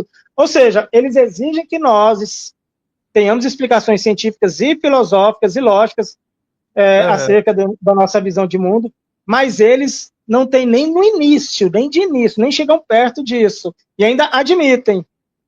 Isso fica assimétrico para um debate que pretende ser filosófico, lógico, que não pretende ser um debate pautado apenas nas escrituras, porque se você está colocando duas visões de mundo concorrentes e querendo debater racionalmente elas, os dois, é preciso haver uma simetria. Os mesmos direitos e deveres de um lado precisam estar presentes no outro. Se o ateu tem o dever de explicar todos os seus pontos milimetricamente, meticulosamente, o teísta também. Porque ele se compromete com uma causa, não importa o que ele chama de Deus, mas ele se compromete também com uma causa diferente da do naturalista. Se o naturalista precisa explicar os mecanismos causais dele, porque a causa que o naturalista propõe realmente é lógica, é filosoficamente coerente e tudo mais, o teísta também precisa explicar a mesma coisa da causa dele, de Deus, como é possível Deus fazer as coisas que faz, ou ser do jeito que é, ou se relacionar com a criação do modo como se relaciona. Ele também precisa explicar isso tudo. A não ser que haja uma humildade epistêmica de ambos os lados, aí é outra história. Mas quando se exige do naturalista que ele explique detalhes acerca da sua visão de mundo, detalhes filosóficos, científicos, etc., é preciso exigir a mesma coisa do outro lado. Então é preciso que o Eberlin, falando de maneira aqui humilde, explique também.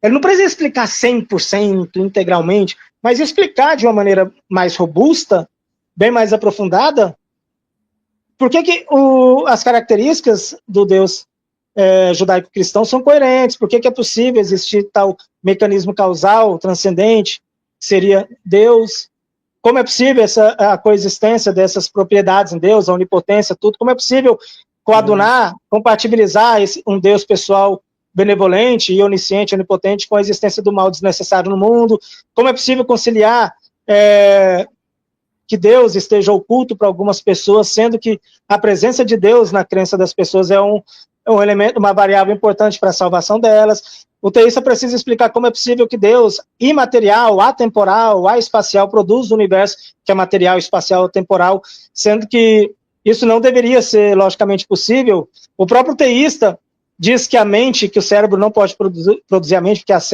o cérebro é material e a mente é imaterial. Então ele mesmo deveria concordar que no caso de Deus seria igualmente impossível. Deus imaterial não poderia ser a causa geradora e nem sustentadora de um universo material, pelo mesmo pressuposto lógico. Então ele precisa explicar isso, ele precisa explicar como Deus pode ter a súplica especial de Deus poder ter alguns poderes, alguns privilégios ontológicos que o universo não tem. Por que Deus, por exemplo, ele pode ser metafisicamente necessário e a matéria, em seu domínio mais fundamental, do qual a gente não tem pleno conhecimento, não possa carregar algum nível de necessidade?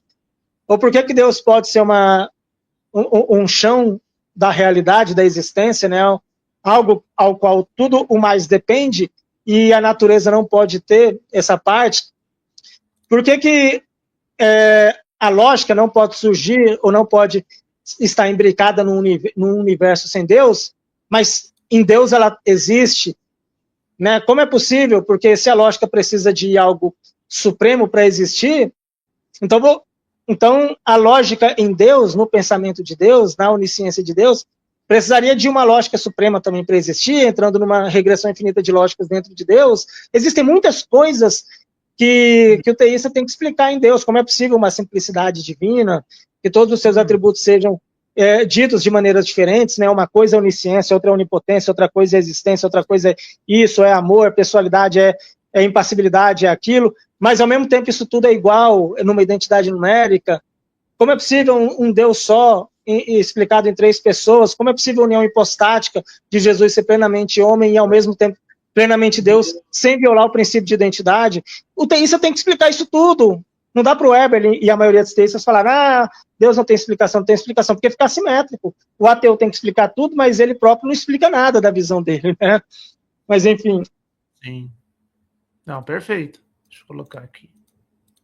Temporal, atemporal, fora do tempo, todo poderoso. Eu que tenho muito dificuldade maior. de entender esse atemporal. Porque se Deus promove uma ação, se ele faz uma ação, não existe ação sem tempo. Absolutamente não. O tempo se inicia com essa sequência. Até no Big Bang o tempo se inicia. O engenheiro Léo fez uma ação tem, de certo modo, o universo e o tempo, já existia o tempo. Porque não... O engenheiro Léo tem, de certo modo, um ponto aí, né? Parece que ele disse que não existe ação sem tempo, né? Acho que foi isso que ele disse. E do ponto de vista não só observacional, como da intuição lógica, de fato é isso, né? É um pressuposto de ação, é um pressuposto de transformação, de movimento, de causalidade, né? A boa parte dos modelos de causalidade implicam uma prioridade temporal, né? E o engenheiro Léo, ainda que ele não tenha, né, essa visão filosófica mais aprofundada, porque ele é de outra área, mas ele, de alguma maneira, teve esse insight, que é um insight que explica para muitos filósofos como as causas e os acontecimentos se processam, né? É preciso haver como pressuposto, né, o tempo, é preciso haver uma prioridade temporal, e, enfim, segue o baile aí. Ele seguiu bem, vamos ver. Léo, não existe ação sem tempo. A sua dificuldade de entender um Deus atemporal é igual à minha. Eu não consigo explicar um Deus atemporal. Eu não consigo entender um Deus atemporal, um Deus todo-poderoso. E Deus poderia ser matéria? Acho que se ele quiser, aliás, ele foi. Ele poderia matéria. ter. Ele foi. Pô, você é engenheiro, você deveria saber essa. Deus poderia ser matéria? Deus, ele foi matéria. Ele não foi matéria? De jeito Como nenhum. Jesus Cristo não era Deus? Ele se fez homem. Então, ele foi matéria. Ele se fez homem. Mas Deus poderia ser matéria desde o início? Se Deus pode tudo, ele poderia ser. Não, de Deus, jeito nenhum. Deus Se ele não pode fosse tudo? matéria, por que a Bíblia diz que ele é imaterial? Porque se ele fosse matéria, ele tá... Mas aí a gente entra naquele argumento, né, pessoal? Amanhã a gente vai ter uma live falando sobre isso, né, dos argumentos de Jesus aí, do próprio Jonathan, né, acadêmico, e aí vem aí o Jesus da fé, né, que é o Jesus chamado Jesus hipotético, né, que a gente sabe que é o Jesus que voa, é o Jesus que andou pelas águas, é o Jesus que fez milagres, é o Jesus que transforma água em vinho, é o Jesus que ressuscita os mortos, é o Jesus que cura o leproso, que faz andar o paralítico, é o Jesus que multiplica os pães, é todo esse Jesus aí que é o Jesus da fé, é o Jesus da criação, né? Da criação. E a gente vai mostrar no decorrer de algumas lives aí que a gente vai tendo aí. Vou trazer alguns acadêmicos relacionados a greco-romano, vou trazer acadêmicos relacionados a Império Romano mais ainda para a gente abordar. E além disso, a metodologia também, né? Porque a gente, para mostrar para algumas pessoas que a nossa informação é verídica, a gente não está tirando do cu, a gente precisa trazer algumas informações relacionadas a que está próprio na academia. E eu tenho a questão aqui, pode jogar print para todo lugar. Eu estou entrando numa pós também, e nessa pós eu vou tentar pôr 1 ou 2 artigos relacionados ao Império Romano.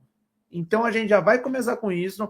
É bem provável que eu consiga fazer um, tanto na pós, e o outro, porque aí depois tem outras matérias, né, que vai abordar isso. Mas eu vou jogar Império Romano relacionado lá no templo, que todo mundo já conhece, né? E na faculdade também vou fazer isso, vou tentar abordar isso aí também. Então se preparem, a galera aí que tá achando que vai ferrar a gente, se prepara que vai ser, com quanto antes a gente vai ter isso. Se não for esse ano, será o ano que vem que vai ser essas paradas, porque como eu vou começar agora em setembro, bem provável que as aulas vão em dezembro, que aí vai ter o desafio. Então, possivelmente ainda esse ano vai surgir um artigo aí com algumas informaçõezinhas extras e maravilhosas para algumas pessoas ficarem com o cabelo aí em pé, e os caras que falam que é pseudagem, isso aqui a gente vai mostrar a verdade aí para vocês aí, alguns poucos, né? Espero eu. Quer comentar alguma coisa, Ari? Pode continuar seguindo aí. Ah, beleza. É sujeito à segunda lei da termodinâmica. As leis da termodinâmica, ele ser finito em energia e ele estaria perdendo a sua organização. A sua energia disponível em trabalho estaria se transformando em energia térmica. Mas concorda que se ele quiser, ele pode ter matéria. Deus teria uma morte termodinâmica. Certo. Tem coisa que Deus não pode fazer, o Léo. Deus não é onipotente, ele não... Então, se Deus não pode fazer, né, Ari? Então ele não é onipotente, igual o Léo falou. Ele não é onipotente, ele não é o Deus Todo-Poderoso, né? Claro que não. Do ponto de vista do que ele pode fazer, onipotência é uma questão teológica. Volta só um pouquinho aí, ô Shaolin. Volta só um pouquinho aí. Que não. Eu perdi um pouquinho aqui os últimos 30 segundos de fala aqui. Certo. Tem coisas que Deus não pode fazer. Aqui. E ele estaria perdendo a sua organização. A sua energia disponível em trabalho estaria se transformando em energia térmica. Mas concorda que se ele quiser, ele pode ter matéria. Deus teria uma morte termodinâmica. Certo. Tem coisas que Deus não pode fazer, o Léo. Deus não é onipotente, ele então. Não. Claro que não. Para aí, rapidão, Shaolin. De vista do que ele pode fazer. Pois é porque o engenheiro Léo não tem ainda tanta familiaridade com esses conceitos, né? A onipotência, como a gente já discutiu. Porque, repito, onipotência não é isso que o engenheiro Léo está supondo, né? Então Deus não pode fazer, então Deus é onipotente, então Deus não pode fazer o que ele quiser. Não, se ele pudesse fazer o que ele quisesse, ele nem seria o que ele é. A própria onipotência, como eu mostrei lá atrás, Shaolin, ela precisa ter restrições lógicas, pelo menos, talvez metafísicas, supondo que pudesse existir algo como onipotência, do qual a onipotência sem isso não poderia ser sequer onipotência, ela não poderia se conservar enquanto onipotência, ela não poderia ser inteligível sequer, né? Então Deus não pode, essa noção que o Léo e muita gente carrega, né, tanto do lado ateísta quanto do lado teísta, de que a onipotência é uma capacidade restrita, é um tiro no pé da própria onipotência, do próprio diálogo, não faz sentido. E o Eberlin está falando, mas Deus não poderia ser matéria, porque se ele fosse matéria, ele não poderia ser infinito por conta da lei da termodinâmica, tudo. Eu não sei se ele falou exatamente, porque eu acho que eu perdi essa parte, não sei se ele falou, se ele falou da lei da segunda lei da termodinâmica atrelada a Deus ser matéria ou a Deus ser infinito. Não sei se você consegue voltar um pouquinho aí. Não, mas... Onipotência, a sua energia disponível em trabalho estaria se transformando em energia térmica. Mas concorda que se ele quiser, ele pode ter matéria. Deus teria uma morte termodinâmica. Certo. Tem coisas que Deus não pode fazer, o Léo. Deus não é mas volta só 10 segundos antes desse início que você fez, volta 10 segundos a mais do tempo que você voltou. Eu acho que a Bíblia diz que ele é imaterial. Porque se ele fosse matéria, ele estaria sujeito à segunda lei da termodinâmica. As leis da termodinâmica, ele ser finito em energia e ele ele estaria perdendo a sua organização. A sua energia disponível em trabalho Sim. estaria se transformando em energia térmica Mas e, concorda que se ele quiser, ele pode ter matéria. Deus teria uma morte termodinâmica. Certo. Tem coisas que Deus não pode fazer. Pois é, o Shaolin, é isso mesmo. Ele não. O que o pessoal aí não percebeu é o seguinte: é claro que nós, naturalistas, não acreditamos que Deus, se existisse, ele também poderia violar, enfim, a questão da termodinâmica e tudo mais. Talvez ele pudesse violar, porque as leis físicas não são logicamente necessárias e nem talvez metafisicamente necessárias. Então, se Deus existisse e ele fosse material, talvez ele pudesse violar a lei da termodinâmica e outras constantes, e também as constantes cosmológicas. Tudo isso aí não é um problema, porque aqui não estamos falando de algo impossível, estamos falando de algo que seria contingente no diálogo filosófico, né? As leis da física, pelo menos aparentemente, são contingentes, na medida em que elas são do jeito que são, configuradas do modo como são, mas poderiam ser diferentes e poderiam sequer existir. Então, diferente das leis lógicas e talvez das leis metafísicas, as leis físicas, elas são contingentes. Elas poderiam existir ou não, ou de outro aspecto, né? Então, Deus, se ele fosse material, se fosse possível haver um Deus e um Deus material, ainda mais, ele poderia talvez violar as leis da física, sem problema, né? O problema dessa discussão, quando o Eberlin diz que Deus não poderia ser matéria, porque a matéria inevitavelmente teria que desobedecer teria que obedecer a segunda lei da termodinâmica, entropia, aquela coisa e tal. O Eberlin está tendo uma visão restrita da realidade, porque o nosso universo atual, que tem a idade presumível de 13,8 bilhões de anos, segundo o modelo cosmológico padrão, esse universo tem as leis que tem. Leis de conservação, a primeira lei da termodinâmica, a segunda lei da termodinâmica, tem os valores de constantes das quais nós conhecemos, a constante de Planck tem o valor que ela possui, a constante disso, daquilo, é um universo com espaço e tempo em expansão, que teve algumas etapas específicas, tem uma abundância específica de hidrogênio, de hélio e etc.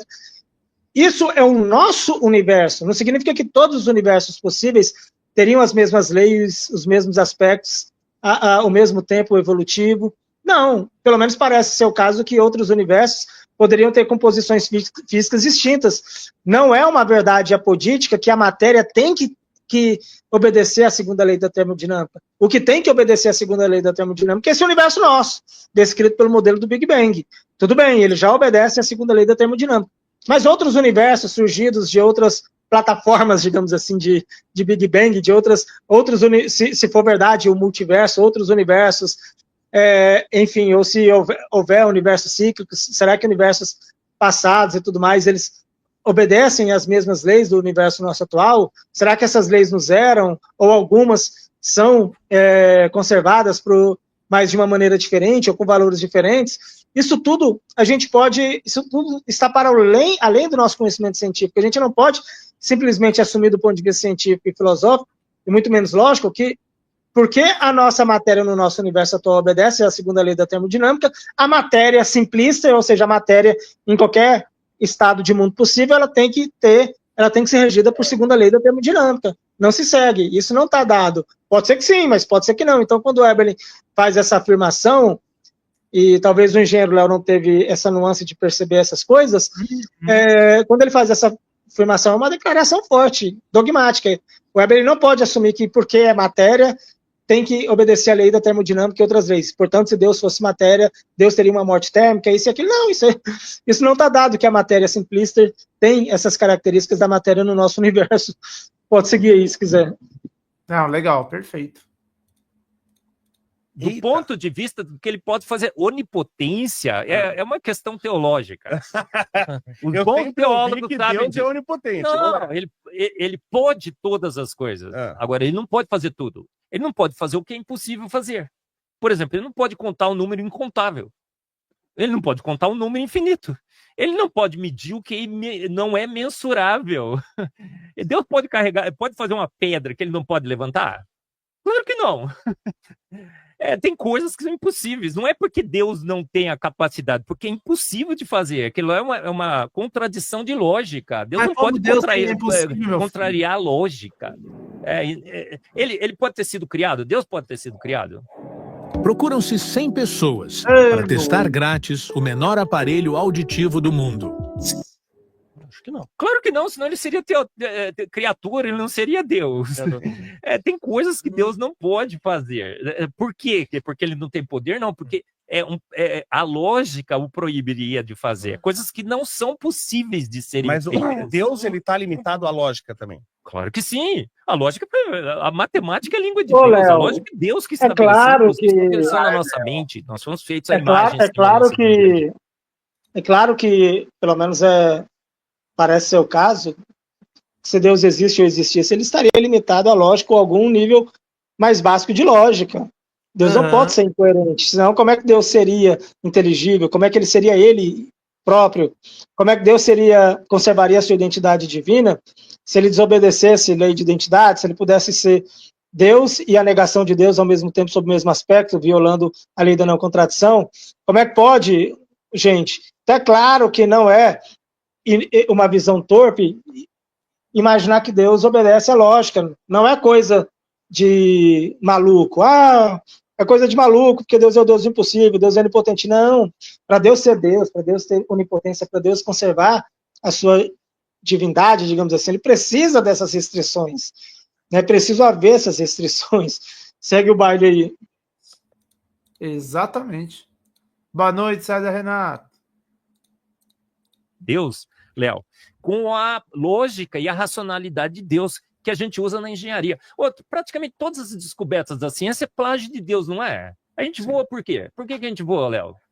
Desculpa, Tess, nós poderíamos evoluir. Isso é uma coisa aí minha, tá? Que eu acredito. Sim. Nós poderíamos, se Deus nos fez a sua imagem e semelhança, com a ciência, como o ser humano está progredindo, nós poderíamos evoluir ao ponto de nós nos tornarmos deuses?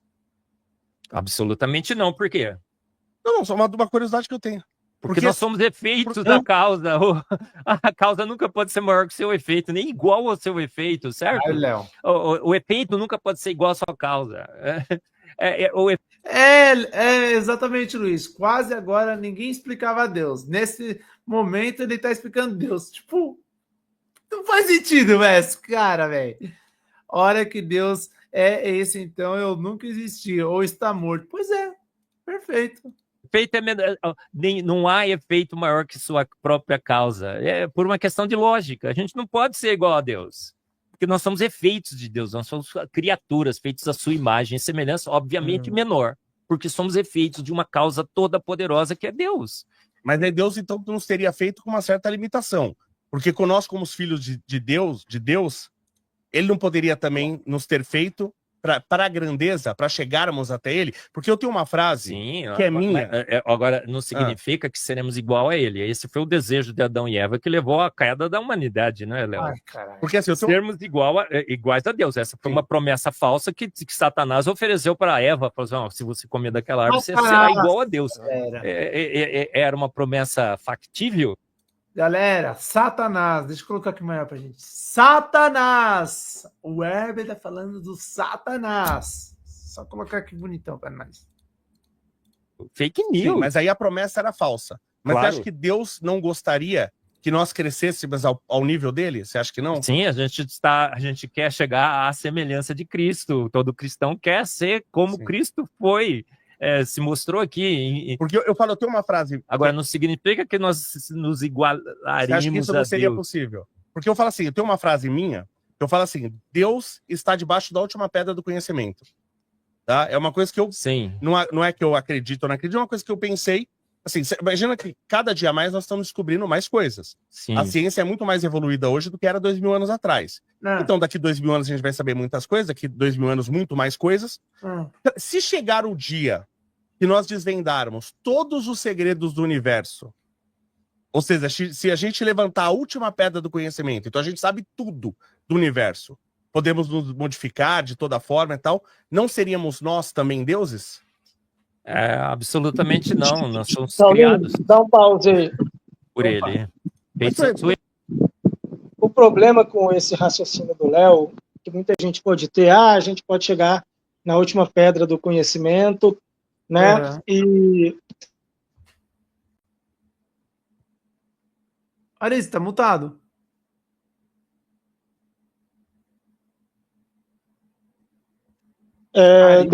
você está conseguindo me ouvir agora? Agora sim, agora sim.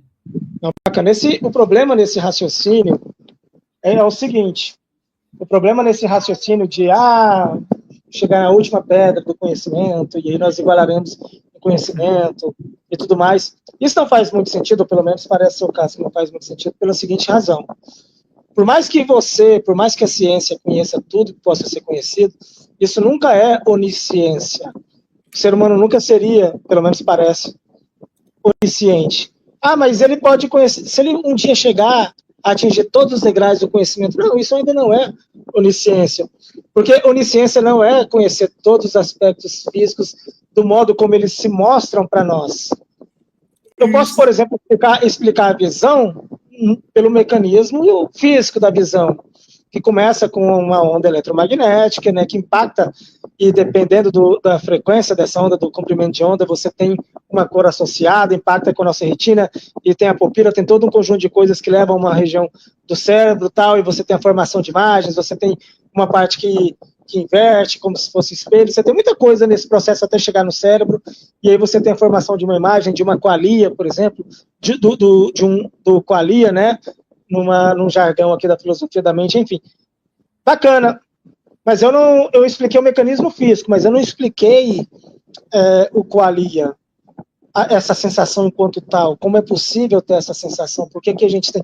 Tanto que é um problema que nenhum cientista e nenhum filósofo da mente consegue solucionar, né? O problema mente e corpo, o problema de onde vem de um cérebro material, de uma matriz material, as sensações de cores, a vermelhidão, isso que nós chamamos de qualia, né? Que para alguns de nós, esses dados mentais podem se colapsar no próprio cérebro, no sentido de que, no fim das contas, eles são ou o próprio cérebro, ou a própria matéria, ou emergentes da matéria, tudo se resume de alguma maneira à matéria, não importa, mas continua obscurecido, não tem problema, e isso não significa que a gente tem que passar a acreditar em Deus por causa disso, pelo menos é a minha visão. Não tem problema a gente ser ignorante quanto a isso, porque a gente tem coisas que o nosso aparato cognitivo evoluiu para conhecer o mundo que nos cerca, sobretudo numa realidade cotidiana, de sobrevivência e tudo. Não significa que a gente vai ter acesso epistêmico a todos os âmbitos da realidade. Não significa que porque eu sei explicar todo o processo de visão, eu sei explicar como é possível que o aspecto mais íntimo que gera essa visão, como é possível que a matéria, que esse olho material que leva informações materiais ao cérebro material, como é possível que, no fim das contas, isso tudo que é matéria gere uma sensação que é mental? Como isso é possível?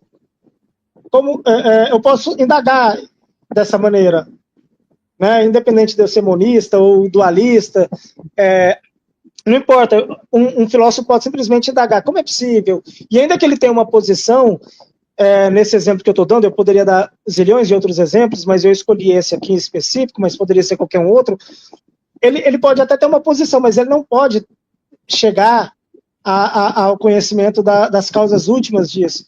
Eu posso explicar do ponto de vista da física, do ponto de vista da neurologia, todo o aspecto que leva à formação da visão, das imagens, mas o porquê e como é possível que esse aparato físico todo permite uma coisa que não é física, supondo que a mente não seja física, como isso permite uma coisa que não é física, essa explicação física não fornece.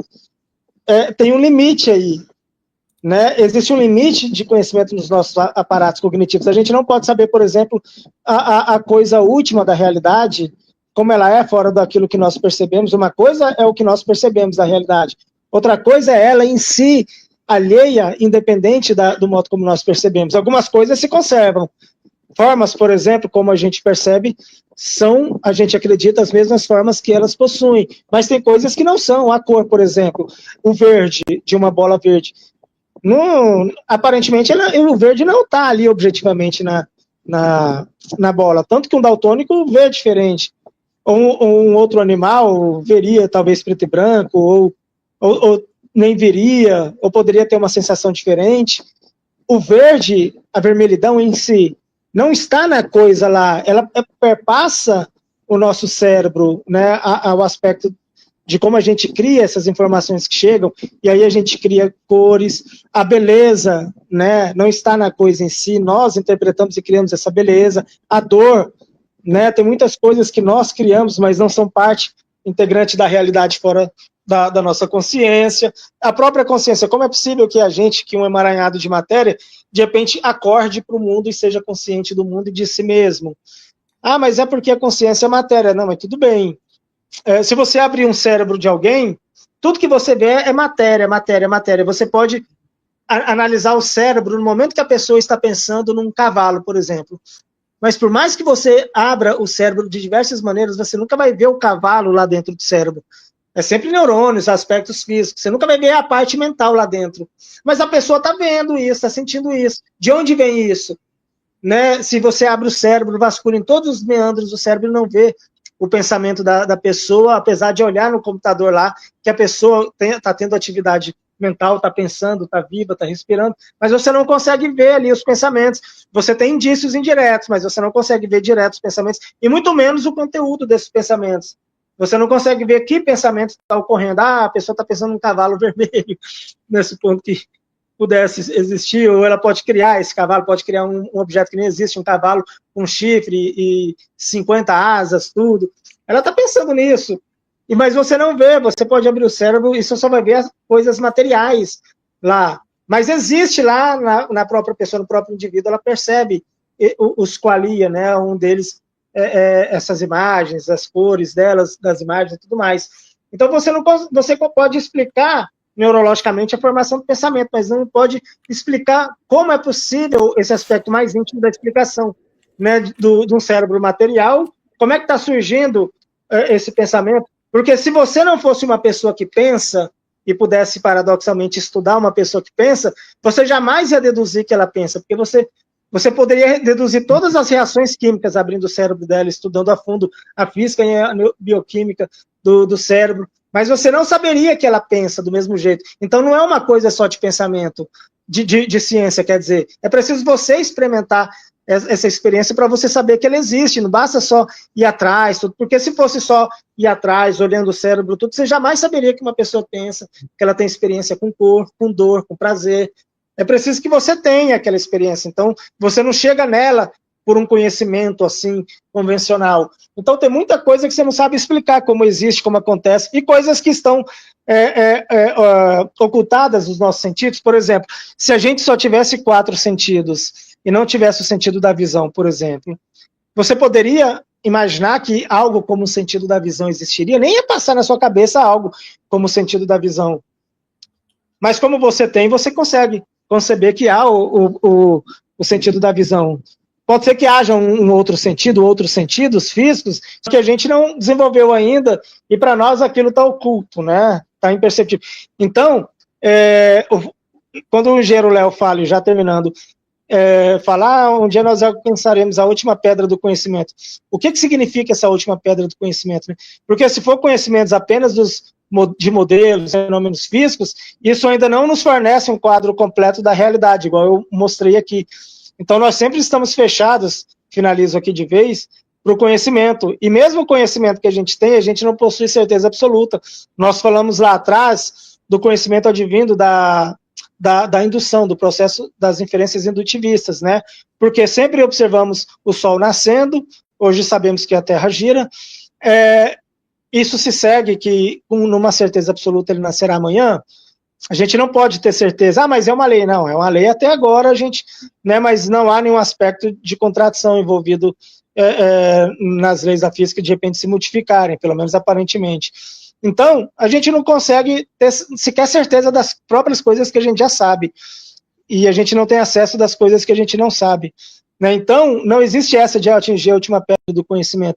Você pode atingir quanto conhecimento você quiser, que algumas coisas continuarão ocultas, não porque elas estão se escondendo, mas é por um problema de limitação do instrumental, que é chamado cérebro, né? Do nosso aparato cognitivo mesmo. Pode seguir aí.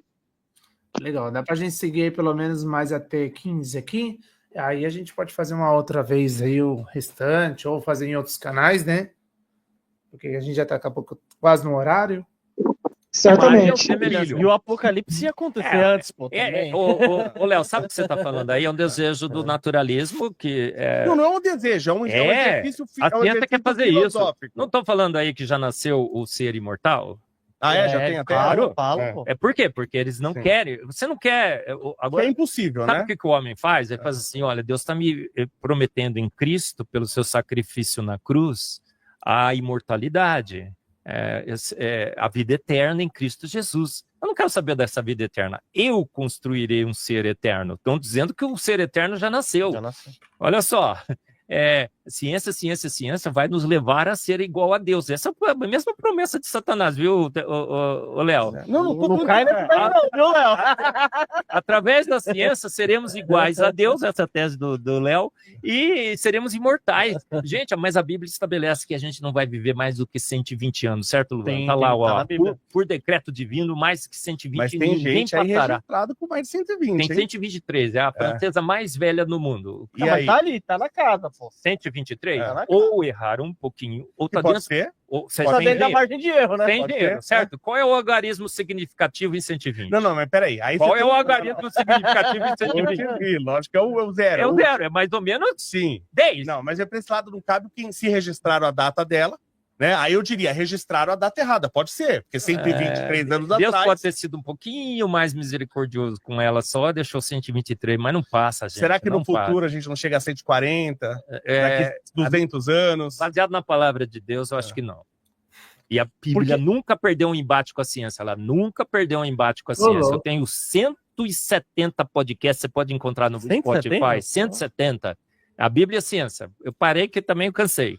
Muita briga. Aonde? Em cada... Não, a Bíblia não é ciência, a Bíblia não é ciência. Vamos lá. A gente para esse daqui porque que já deu um argumento bem foda, né? Herbert, desculpa, mas a Bíblia não é ciência, a Bíblia não é teologia. Ela é teologia, ela é fé. Ela tem momentos históricos nela, sim. Ela é baseada em momentos históricos, momentos arqueológicos, sim. Porém, ela não é uma... vamos dizer que ela tem uma base mínima científica, mas não é ciência, de fato, para provar a divindade de um Deus, né? Ari, você quer completar alguma coisa aí? Olha, eu vou fazer uma sugestão. Como agora é 17 horas e 4 minutos e a gente avançou pontos importantes, que é igual a gente comentou, a live é pequena, o corte, mas tem muita coisa. É como se a gente tivesse reagido aqui a 1 hora e meia, porque apesar de ser um conteúdo metricamente pequeno, mas você vê que é coisa em cima de coisa que a gente precisa responder. E eu acho que foi uma interação riquíssima, porque o importante não é o aspecto quantitativo apenas. E, às vezes o qualitativo é mais importante. Aqui teve o aspecto qualitativo, né? Uma qualidade, não só da qualidade das respostas, mas a intensidade, né? Enfim, a todo momento a gente precisou interromper para esclarecer algum ponto, de modo que a gente avançou pouco do vídeo, mas a gente avançou muito em quantidade de assuntos, e em cada assunto a gente se aprofundou um pouco aqui também. Então, foi uma live intensa e qualitativa.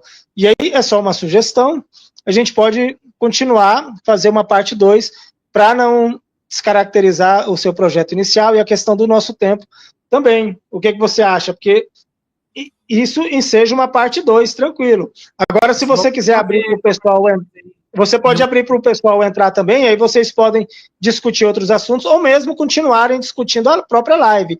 Fica a seu critério, mas eu fico aberto aí, o pessoal subindo ou não, vocês discutindo ou não a segunda metade da live, eu posso, se você quiser, a gente fazer uma segunda parte, independente de vocês reagirem ao resto do vídeo aí. Aí a gente marca certinho, eles pararam mais ou menos na parte ali de o homem não viver 120 anos, de que a Bíblia nunca perdeu um embate com a ciência, aquela coisa que o Eberlin trouxe, né? Aí a gente pode fazer uma parte 2 depois, se você quiser. É 15 minutos que a gente fez aqui. E é isso aí, galera. Muito obrigado mesmo. Ari, valeu mesmo pela disponibilidade. Estamos encerrando aqui agora. Amanhã não tem live. Quarta-feira temos aí o react da live do Jonathan Matias. Vou liberar link, mas depois dos meus argumentos, das pausas, né, que eu fiz, né? Quarta-feira eu espero que também bomba aí pra galera aí. E tá tendo uma sériezinha, né, pessoal? Porque todo mundo conhece, né? A sériezinha do Richard Carrier, né? Então, quem puder aí compartilhar, comentar, fazer superchat lá também, ajudar lá no Sticker, agradeço bastante. E é isso aí. Brigadão, pessoal, aí que chegou até o final. Tamo junto. Valeu, Ari. Valeu. Tamo junto, pessoal. Falou. Fui.